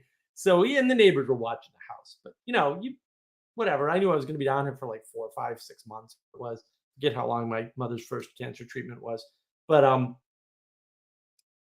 he was down in the house talking to me through the IP camera, which was just hysterical. This is years and years ago. This is like 6, 7 years ago. And I said, hey, do me a favor. Go on my desk and grab my K9 and hit the button. And he did. It was great. And I bought that at a bookstore. And in fact, I only got the batteries ran out a while ago. So I only got batteries for it recently because I kept misreading somehow which batteries it needed. This is the problem of being sick. Sometimes you do stuff and you just do everything wrong for a while. So yeah, that was, but I love that thing. I don't even know why I love it so much, but I absolutely love my little stupid K9 that says affirmative master. It's just brilliant. And I love K9 in general, but yeah, attention, baby. You can get my attention with a K9, no problem. There we go. I like that. Is that like a gorilla skull? Wax. So it was originally a Mexican Day of the Dead candlelight. It had a candle in here. And so I re-waxed it into being always opposite, into a skull. So people always have two reactions to this. Ugh! Oh, ooh. And so they like the people are like, why do you have a skull that looks terrifying in some aspects? And it's all made of wax and it's all sticky and stuff. I'm like, I can tell a lot about you very quickly from your one reaction to this. It's always great. Oh yeah. So we have. Do you know about our tell questions, Jesse? Do you know about the tell questions we've been working on? You've done one on me, but I'm always happy to do more. But yes, I do know about these tell questions. Yeah, we've got a bunch of tell questions. Objects. I like objects because the objects work well too. Yeah, it's another abstraction. You can pay attention to people's responses to things. So a lot of times I will ask people certain specific, direct, well-formed questions. And I've been doing that forever. But Sally Joe's the one that came up with this clever nickel question that's just freaking absolutely next level brilliant. And we've sort of been working on more questions like that to tell you something about a person based on their response to the question. The question is never a right answer. It's just to gauge where you are. And we're hoping someday to make it do stuckness. So we'll be able to ask somebody, 2 or 3 questions and sort of figure out, oh, you're stuck right here. And I did a stream with on Tuesday here. I did a stream with Vanderclay, and Manuel jumped in at the end, of course, which was nice. But we were talking about third wayism, right? What Peterson does differently from, say, an evangelist, right? What Peterson does differently from somebody trying to get somebody into the church. It's a good video. You should check it out. Paul and I get along quite well, and Paul was very gracious. And I got a bunch of new subs on the channel. Not quite at 500. We're at 499 though. So you got me a bunch. You got me like 7 subs or something, maybe 8. I forget. It went up so quick I didn't pay attention. In fact, you're a new sub. Come on the chat. We're nice. We actually are nice. That's true. We're usually nice. We're actually pretty nice. We haven't beaten up anybody in ages. Yeah, but no one's stupid's come on. Sorry, I'm just gonna say it that flatly. Right. Well, look, if you act stupid, if you kind of come on looking for a fight in some aspects, or yeah, that's going to end bad. Yeah. Well, if your attention is in the wrong place, then we might go there with you, and you might be disappointed at the results. That is what it is. Like, is somebody trolling you? Where's their attention? Is their attention on the thing at hand? Are they staying on topic, or are they trying to draw your attention into legalism or their religious belief or their ideology, their system of thought, right? Because either could be the case.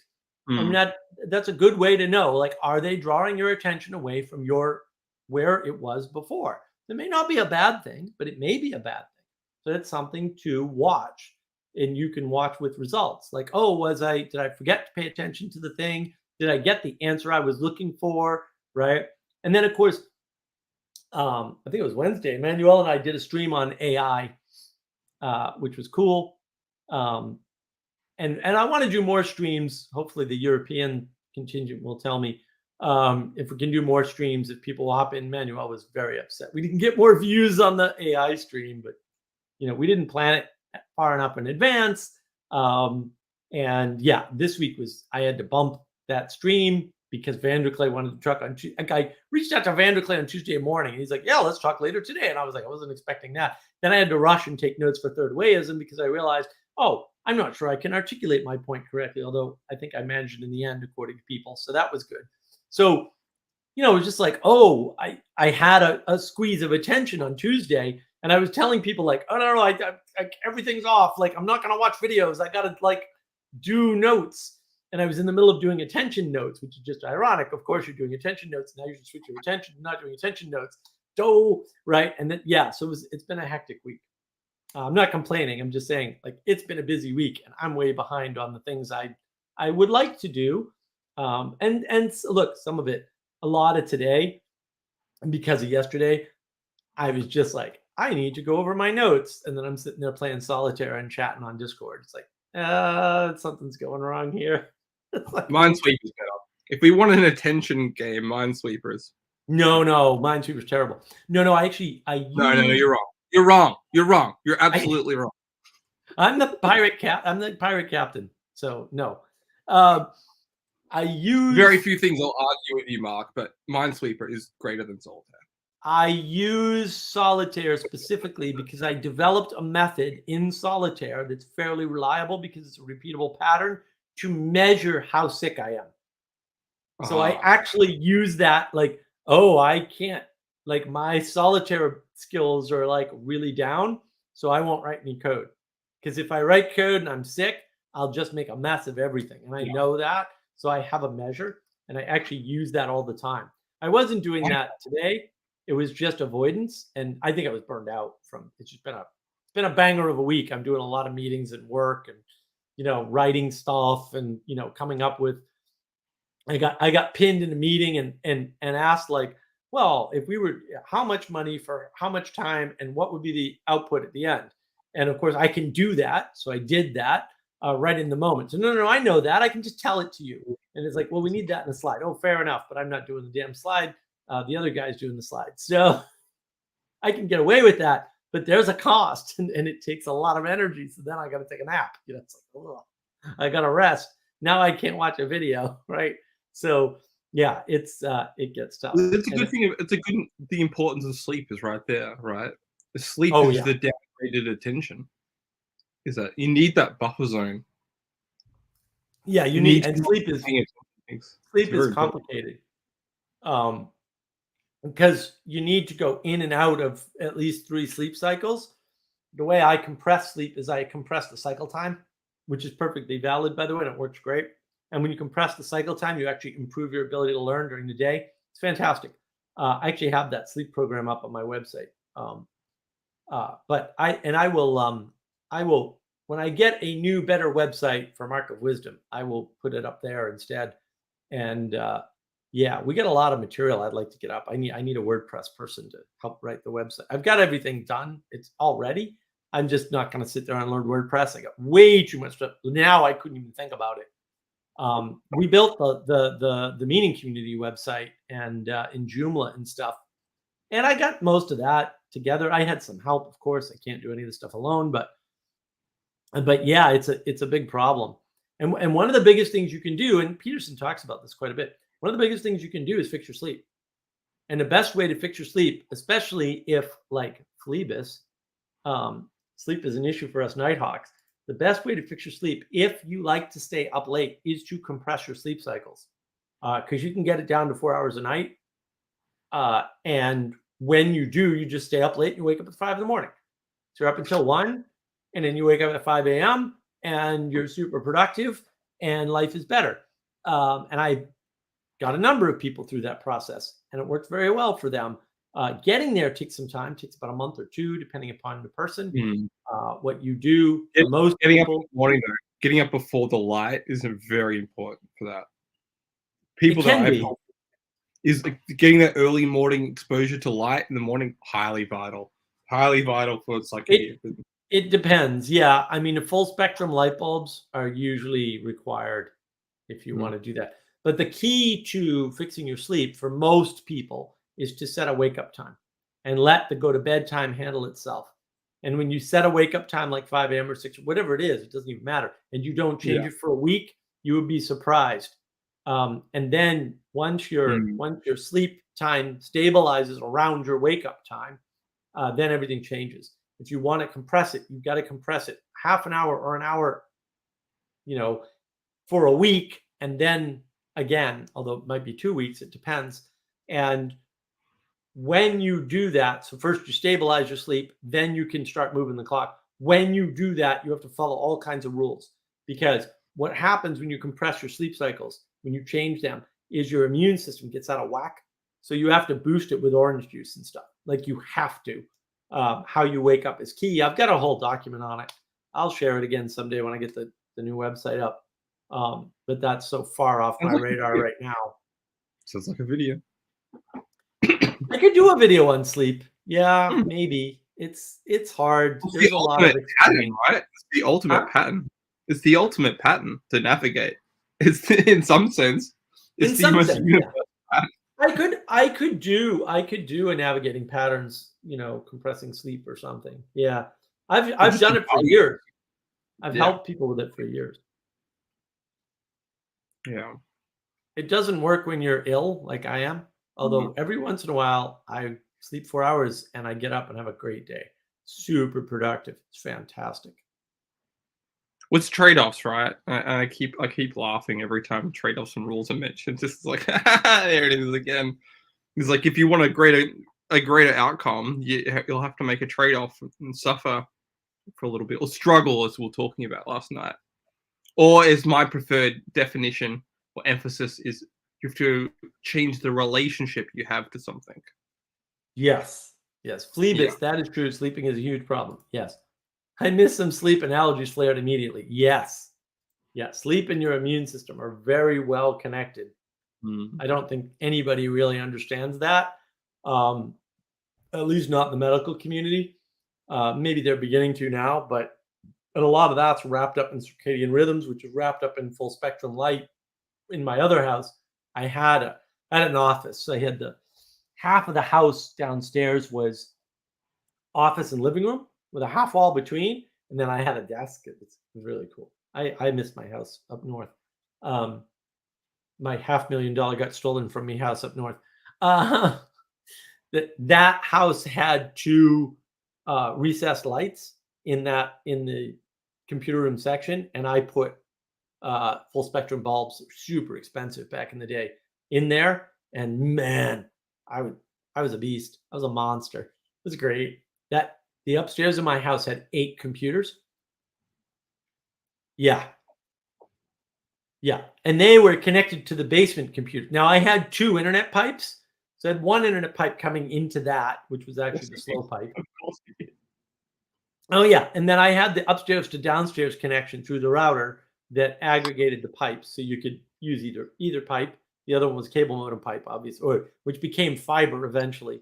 And then downstairs, and most of them weren't on, I had 50 computers.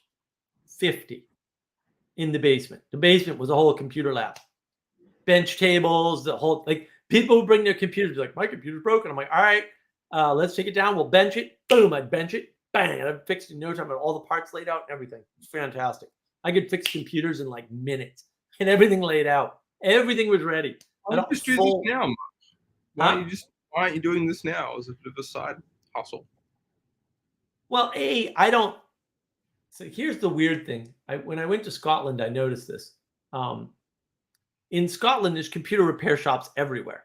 Computer repair is not a viable industry in the United States. You can just buy new $300 machines. So it's not worth it time-wise. There are a few shops. Like I saw 12 shops in Edinburgh. 12. There aren't 12 shops in the state of South Carolina, much less a city. There are no cities in the US that have 12 computer repair shops anywhere. So I don't know what's going on over there, but yeah, I think that it's and gambling houses. The old modernity thing is if you can fix it, rather than just sort of the wasteless. And computers are massively expensive in Europe. Yeah. Like here, they're a commodity and literally $300. Like a really decent machine can be had for $300 here. And that's been true for years and years and years. So that's problem number 1. Problem number 2 is I don't have any space here. I couldn't do that. So the back room right now has exploded computers everywhere. Long story. Finally got the damn system up with the GPU in it. Finally, it's working. Yeah. The hard drive set on fire. That was the only problem. So I might be able to get another The machine. only problem was X. Well, yeah, I mean, so I might be able to get 2 machines working. That would be great because I have, that means I'll have 3 total because there's another machine on the rack in the back. I never intended to get a rack in the back office there, but I have a huge 6-foot table back there. So right now, if somebody wants to come and visit, I have to clean the back room and put a bunch of stuff in the shed and put the table away in order to pull down the Murphy bed. But yes, that is the best that I can bench stuff, kind of. But yeah, repairing computers around here is repairing phones is a better job. That's why Broomshroom there was doing it, because people love their phones and they need to keep their data. It's a lot easier to keep computer data without that. And there is a computer repair shop down the street from me, and it caters to part of the problem too is I live in the woods, and the people with the money won't come to the woods, which is fair. Like they should be scared and stay in their New Jersey mini houses because they're all from New York and New Jersey who moved down to South Carolina. It's kind of funny, and they live in these, they're all stuffed in these developments. There's 2 developments over here. One's called Lake Carolina, and the other one's called Summit. They have over 1,000 houses in these developments. There's probably 2,500 houses. That's 5 miles. 5 miles from my house. 5.5 miles. Well, a little bit less, but depending upon which part you're going to. In a place, Jesse, where I got 12 acres of land for under 100 grand. These people are paying $250,000 to live on a quarter acre or less in a homeowners association, smack up against other houses of the same basic design. And I'm like, y'all are insane. Because down here, you don't even own any land until you own 3 acres. And 3 acres is not bad. And I got 12. Some people have 6 and 5. 5's not unusual. 5, 6 acre lots are everywhere down here. And they're cheap as hell. And I'm like, why are you buying these? And even so, like those houses are 250. What's the thing that they're struggling with? Because it is related to attention in my intuition here. Like, are they not wanting the maintenance? They want not wanting north, the. No, it's looks up north. There are neighborhoods, and the neighborhood is tied to status and identity, and the neighborhoods are very regular up north. And so there are neighborhoods within towns, and then there are whole towns. Like if you live in Wellesley, Mass, you're wealthy. Wellesley, Mass is in the top 3 for income per capita in Massachusetts. It's all mansions. There's no poor people at all. And any poor people are in the Wellesley Motel by the highway. And so it's prestige. These houses are all of the same type. They're huge. They're all the same open design, right? My mother had one that also got stolen from me. It's what the lawsuit's about, partially. So they're all open design. I think that house was 2,500 square feet or something. It was a big house. It was a pretty big freaking house. Because my house is 900 square feet. It's nothing. So maybe it was 3,500 square feet. I forget. It's a big house. It's got 2-car garage, and I don't have any garage. I get nothing. Well, I have a tent for my car. So convertible needs tent. Plus the sun down here is killer. So they're paying attention to what the neighborhood and the house look like with relation to status in the world. And that's how they do their status decisions. That's how they identify themselves within society. It's by the neighborhood that you live in, and the neighborhood that you live in, and the house that you live in. So in Lake Carolina, there's a big lake. And then if you live on the lake, you got more money, right? A bigger house probably. And there's a couple gated communities in there. So there are many gated communities inside the community. Oh yeah, it's crazy. And in Summit, they've got a whole section. Well, Lake Carolina has this too. They've got a whole section of Charleston houses, which is a very unique architectural style where basically it's a skinny long house and then the driveways are in the back. So it's just a weird design, even though that's not necessarily a sign of great wealth. And it was done for cooling purposes. So it's not necessarily appropriate. And like one of the things I knew to look for down here, because I was smart and knew when I was a kid, actually, because I had studied such things. Down here, you want to look at where the house is on the lot. And if it's askew on the lot, it's probably because they built it correctly. Because you want the houses down here aligned north-south for a reason. And they have to be perfectly north-south aligned because the sun is very hot. You don't want the summer sun coming in the windows. So in my neighborhood, when you go down the street, you get a little house like mine off in the woods, in the unkempt woods, because I don't know how to take care of my property. I don't have the tools. And then you get like a pretty big house, 4,500, 5,500 square feet behind me, down a very long driveway that you can barely see his house.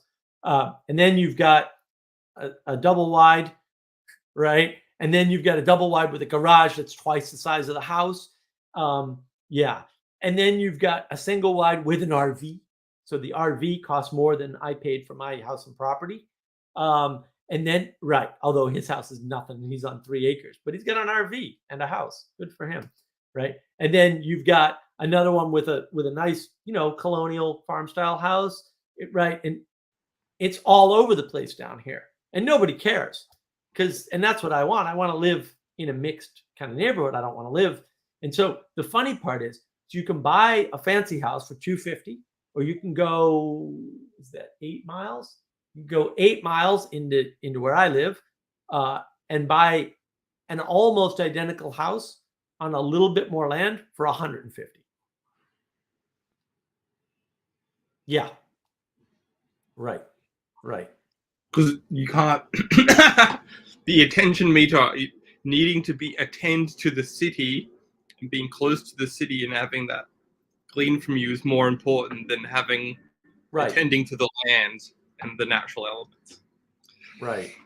Yeah. Cletus, this is enough detail to find you. Yeah, the problem is that if I shoot you on my property, ain't no one gonna care. So people can find me all they want. I'm Mark typing has the details dirty into Harry gun. GPT. Shouldn't be long now. Don't you have the dirty Harry gun? No, that was my buddy's gun, but it was Oh, quite fun to fire. Yes, I did in fact shoot a 44 Magnum Dirty Harry gun. It was fantastic. Yes. Great movie, by the way. Unbelievable tech. Great series of music. I think they were all great. That's and that's one of the things. Like, we haven't attended to leadership, and that's one of those attention things. It's like, we weren't attending to leadership, and now we don't have leaders. You think? We weren't attending to the importance of wisdom, and now we don't have wisdom. You think? We weren't attending to, right? I mean, I could go on and on and on. What were you attending to? Were you attending to education, and then somebody corrupted it because you were paying too much attention to the details of education without looking at the results? Because you can get somebody lost in details while you hijack the results. That's exactly what they did with education in the U.S. That's exactly what they did. Not unique to the U.S. And not just the U.S., because a lot of people follow the U.S. See the video that I did with Adam on Modern Times there on the present. It was quite a good video. Since we invoked it, Death Wish also has a lot of things to say here on attention to problems of living in New York versus living. Have you seen Death Wish with Charles Bronson? Yeah. Oh, yeah. I saw Death Wish. I'm just trying to think of. Yeah, Frontier of Ideas is the name of the video I did with Adam most recently. We're going to do another Adam video soon. Yeah, I got to get caught up on videos. I've been fascinated by the Monarchy series, documentary series out of the BBC that he introduced me to. I got to get caught up on that. So, and then we're going to do a Matrix video. Yeah, we got to do that too, Jesse. Not next week. The week after, I might actually have some bandwidth again. Unless what I've been doing in my off time when I have a couple 10, 15 minutes.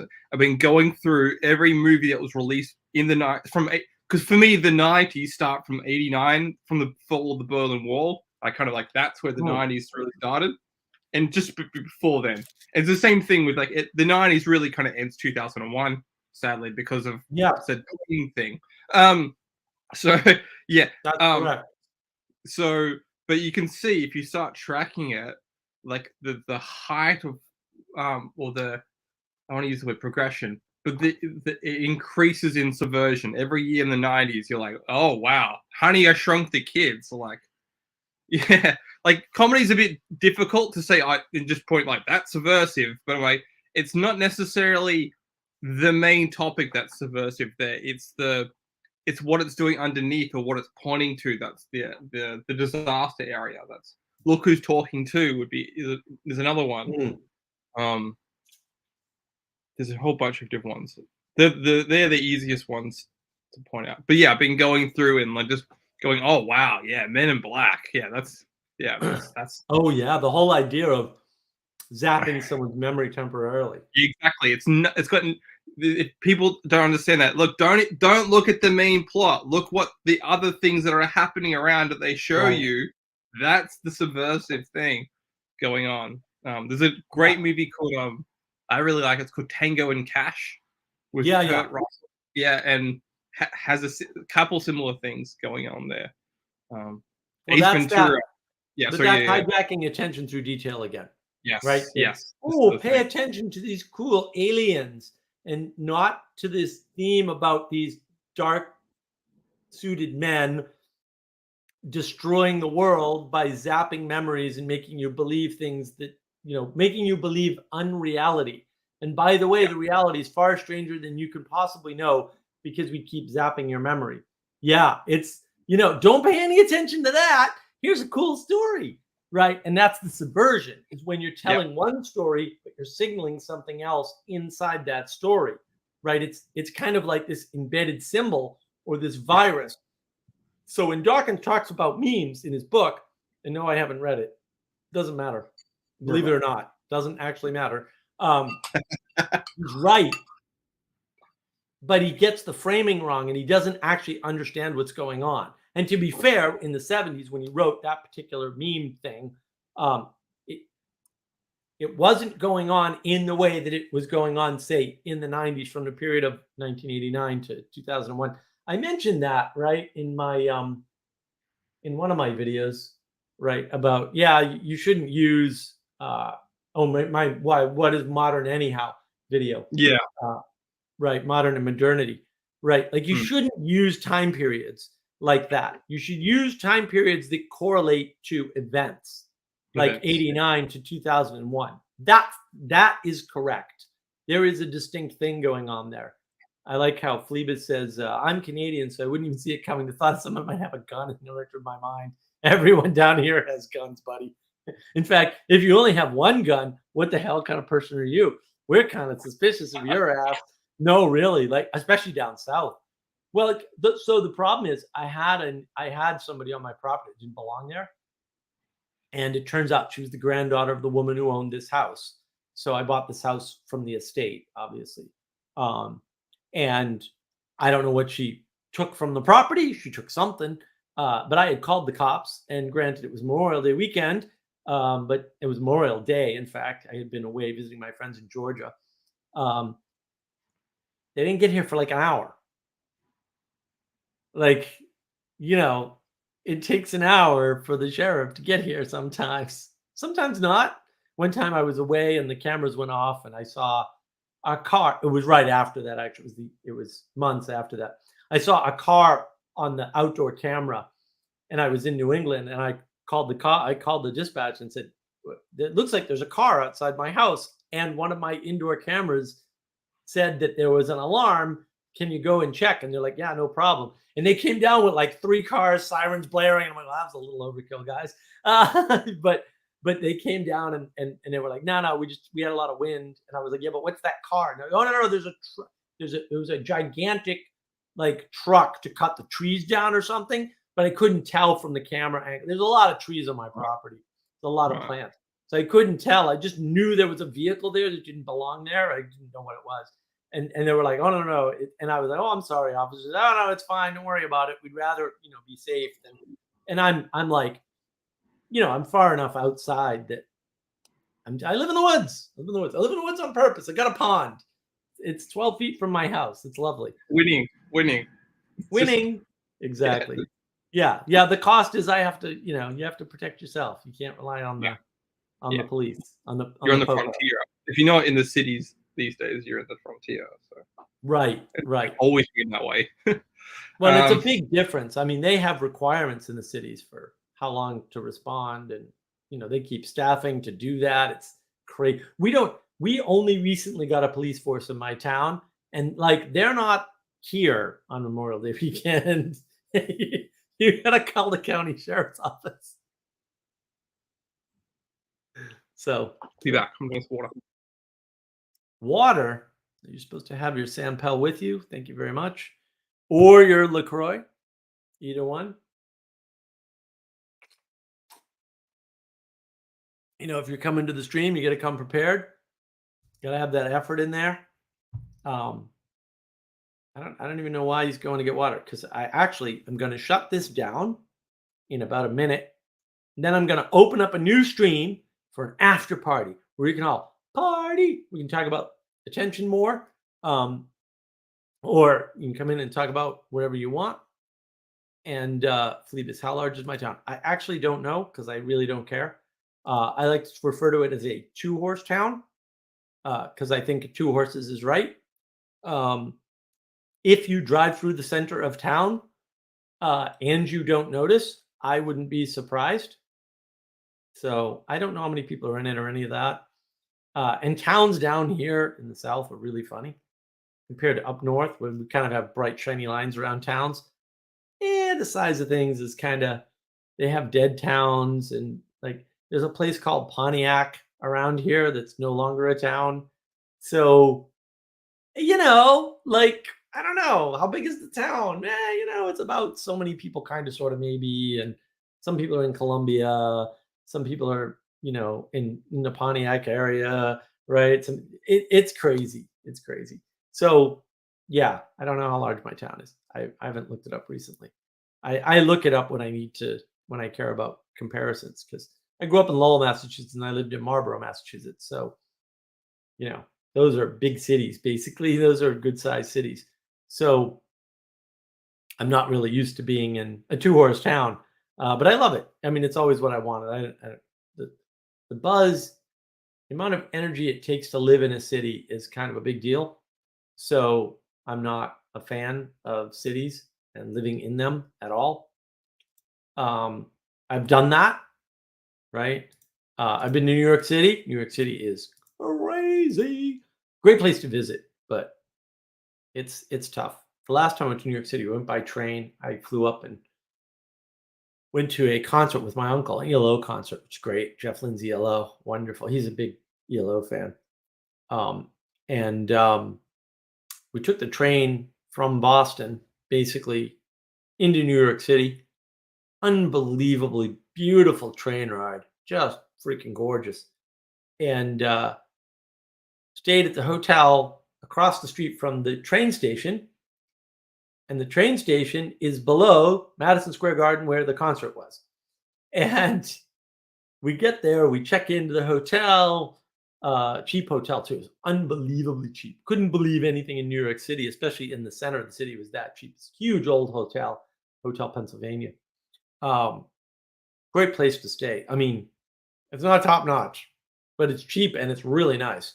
And then we walked up to Central Park. Because I'd been to New York a few times, never been to Central Park for whatever reason, stupid me. And we had a lovely little walk. We didn't walk the whole park. The park is huge. And then we walked back, went to the concert, had a lovely time, got out of the concert, went kitty corner across the street to the hotel, dropped like stones, boink, slept, got up the next day, took the train ride back. It was wonderful. We had an absolutely wonderful visit. It was truly a special visit. It was quite nice. So yeah, if you do that sort of train thing, that's the advantage of the city. Like, the city's a great place to visit, but living in a city can be really tough, and they're not safe. Cities in general are not. And now they're like New York City. Whoo, man! I've heard some stories. I got relatives up there too. I'm like, yeah, you should have gotten out when you had the chance. Now it's kind of too late. But good luck to you. Crime's through the roof. Things are bad. They got rid of all the cops. It is not. I mean, some of them left and retired, but some of them were, that campaign to stop policing, because that's what the poor people really want, even though that's a total lie. My kids are wild for trains. Trains are the best thing ever. I went to, and actually I'm going back to Dollywood, which is in Tennessee. It's not too far away, but it's a little bit away. So we're going back to Dollywood at some point, probably this year. I think that's my friend's plan there. She's planning this trip, and Dollywood has a steam train. And we get to Dollywood, and she goes, "What do you want to do?" And I'm like, "Really?" Because I know she doesn't want to do the things I want to do at all, except the roller coasters. We both like roller coasters. So I'm like, steam train. So we get on the steam train first thing. Like, the first steam train ride, it doesn't go anywhere. It just goes in a loop around the park, around a tiny part of the park. So Dollywood, if you're in the US and you want to go have fun, go to Dollywood. Dollywood is great. A little expensive, but actually wonderful time. Pigeon Forge, Tennessee is awesome. There's a billion. I counted all of them, things to do. Unbelievable. The whole town of Pigeon Forge is just like one giant set of amusement parks, arcades, mini golf places. It's fantastic. We played mini golf. We went to arcade. Did we go to an arcade? I don't think we went to an arcade. I'll have to rectify that next time. But we went and did a bunch of stuff. And we went to Dollywood, and we had they had cinnamon bread. It's freaking unbelievably out of this world delicious. They make it fresh. We went on some roller coasters. Bread different from donuts? Cinnamon bread and donuts just the same thing? No, beignets, because donuts are based on beignets, French beignets. Very different. Very different. Okay. But yeah, it was wonderful. So look, Jesse, I want to shut the stream down per your suggestion. and take like a 5-minute break and then start it back up again. What do you think? Okay. Sure. All right. Sounds great. I will be back. Jesse will hopefully join me, and anybody else who wants to join, please join. Hold on before we go. Phlebas, let me know if you see Mennonites. I wouldn't recognize a Mennonite if I saw them. We've got conservative Mennonites up here that visit Dollywood. It's confusing to me. Dollywood is awesome. It really is a lot of fun, and it's really based on Old Town, Dolly Parton's life, and she built it, to revitalize the area. And she's done a wonderful. And Gatlinburg, which is down the street, oh, gorgeous, gorgeous. And to get there, I have to drive over the Appalachians, so over the Smoky Mountains and the Blue. I think it's the Blue Ridge and Smoky Mountains that you drive over to get there from here. Gorgeous drive. Anyway, I'm going to stop the stream. I'm going to take a tiny break. I'm going to restart the stream, and we'll re-pirate broadcast. And hopefully this will help get views up for the shorter live stream. So I will see you in approximately 5 to 10 minutes.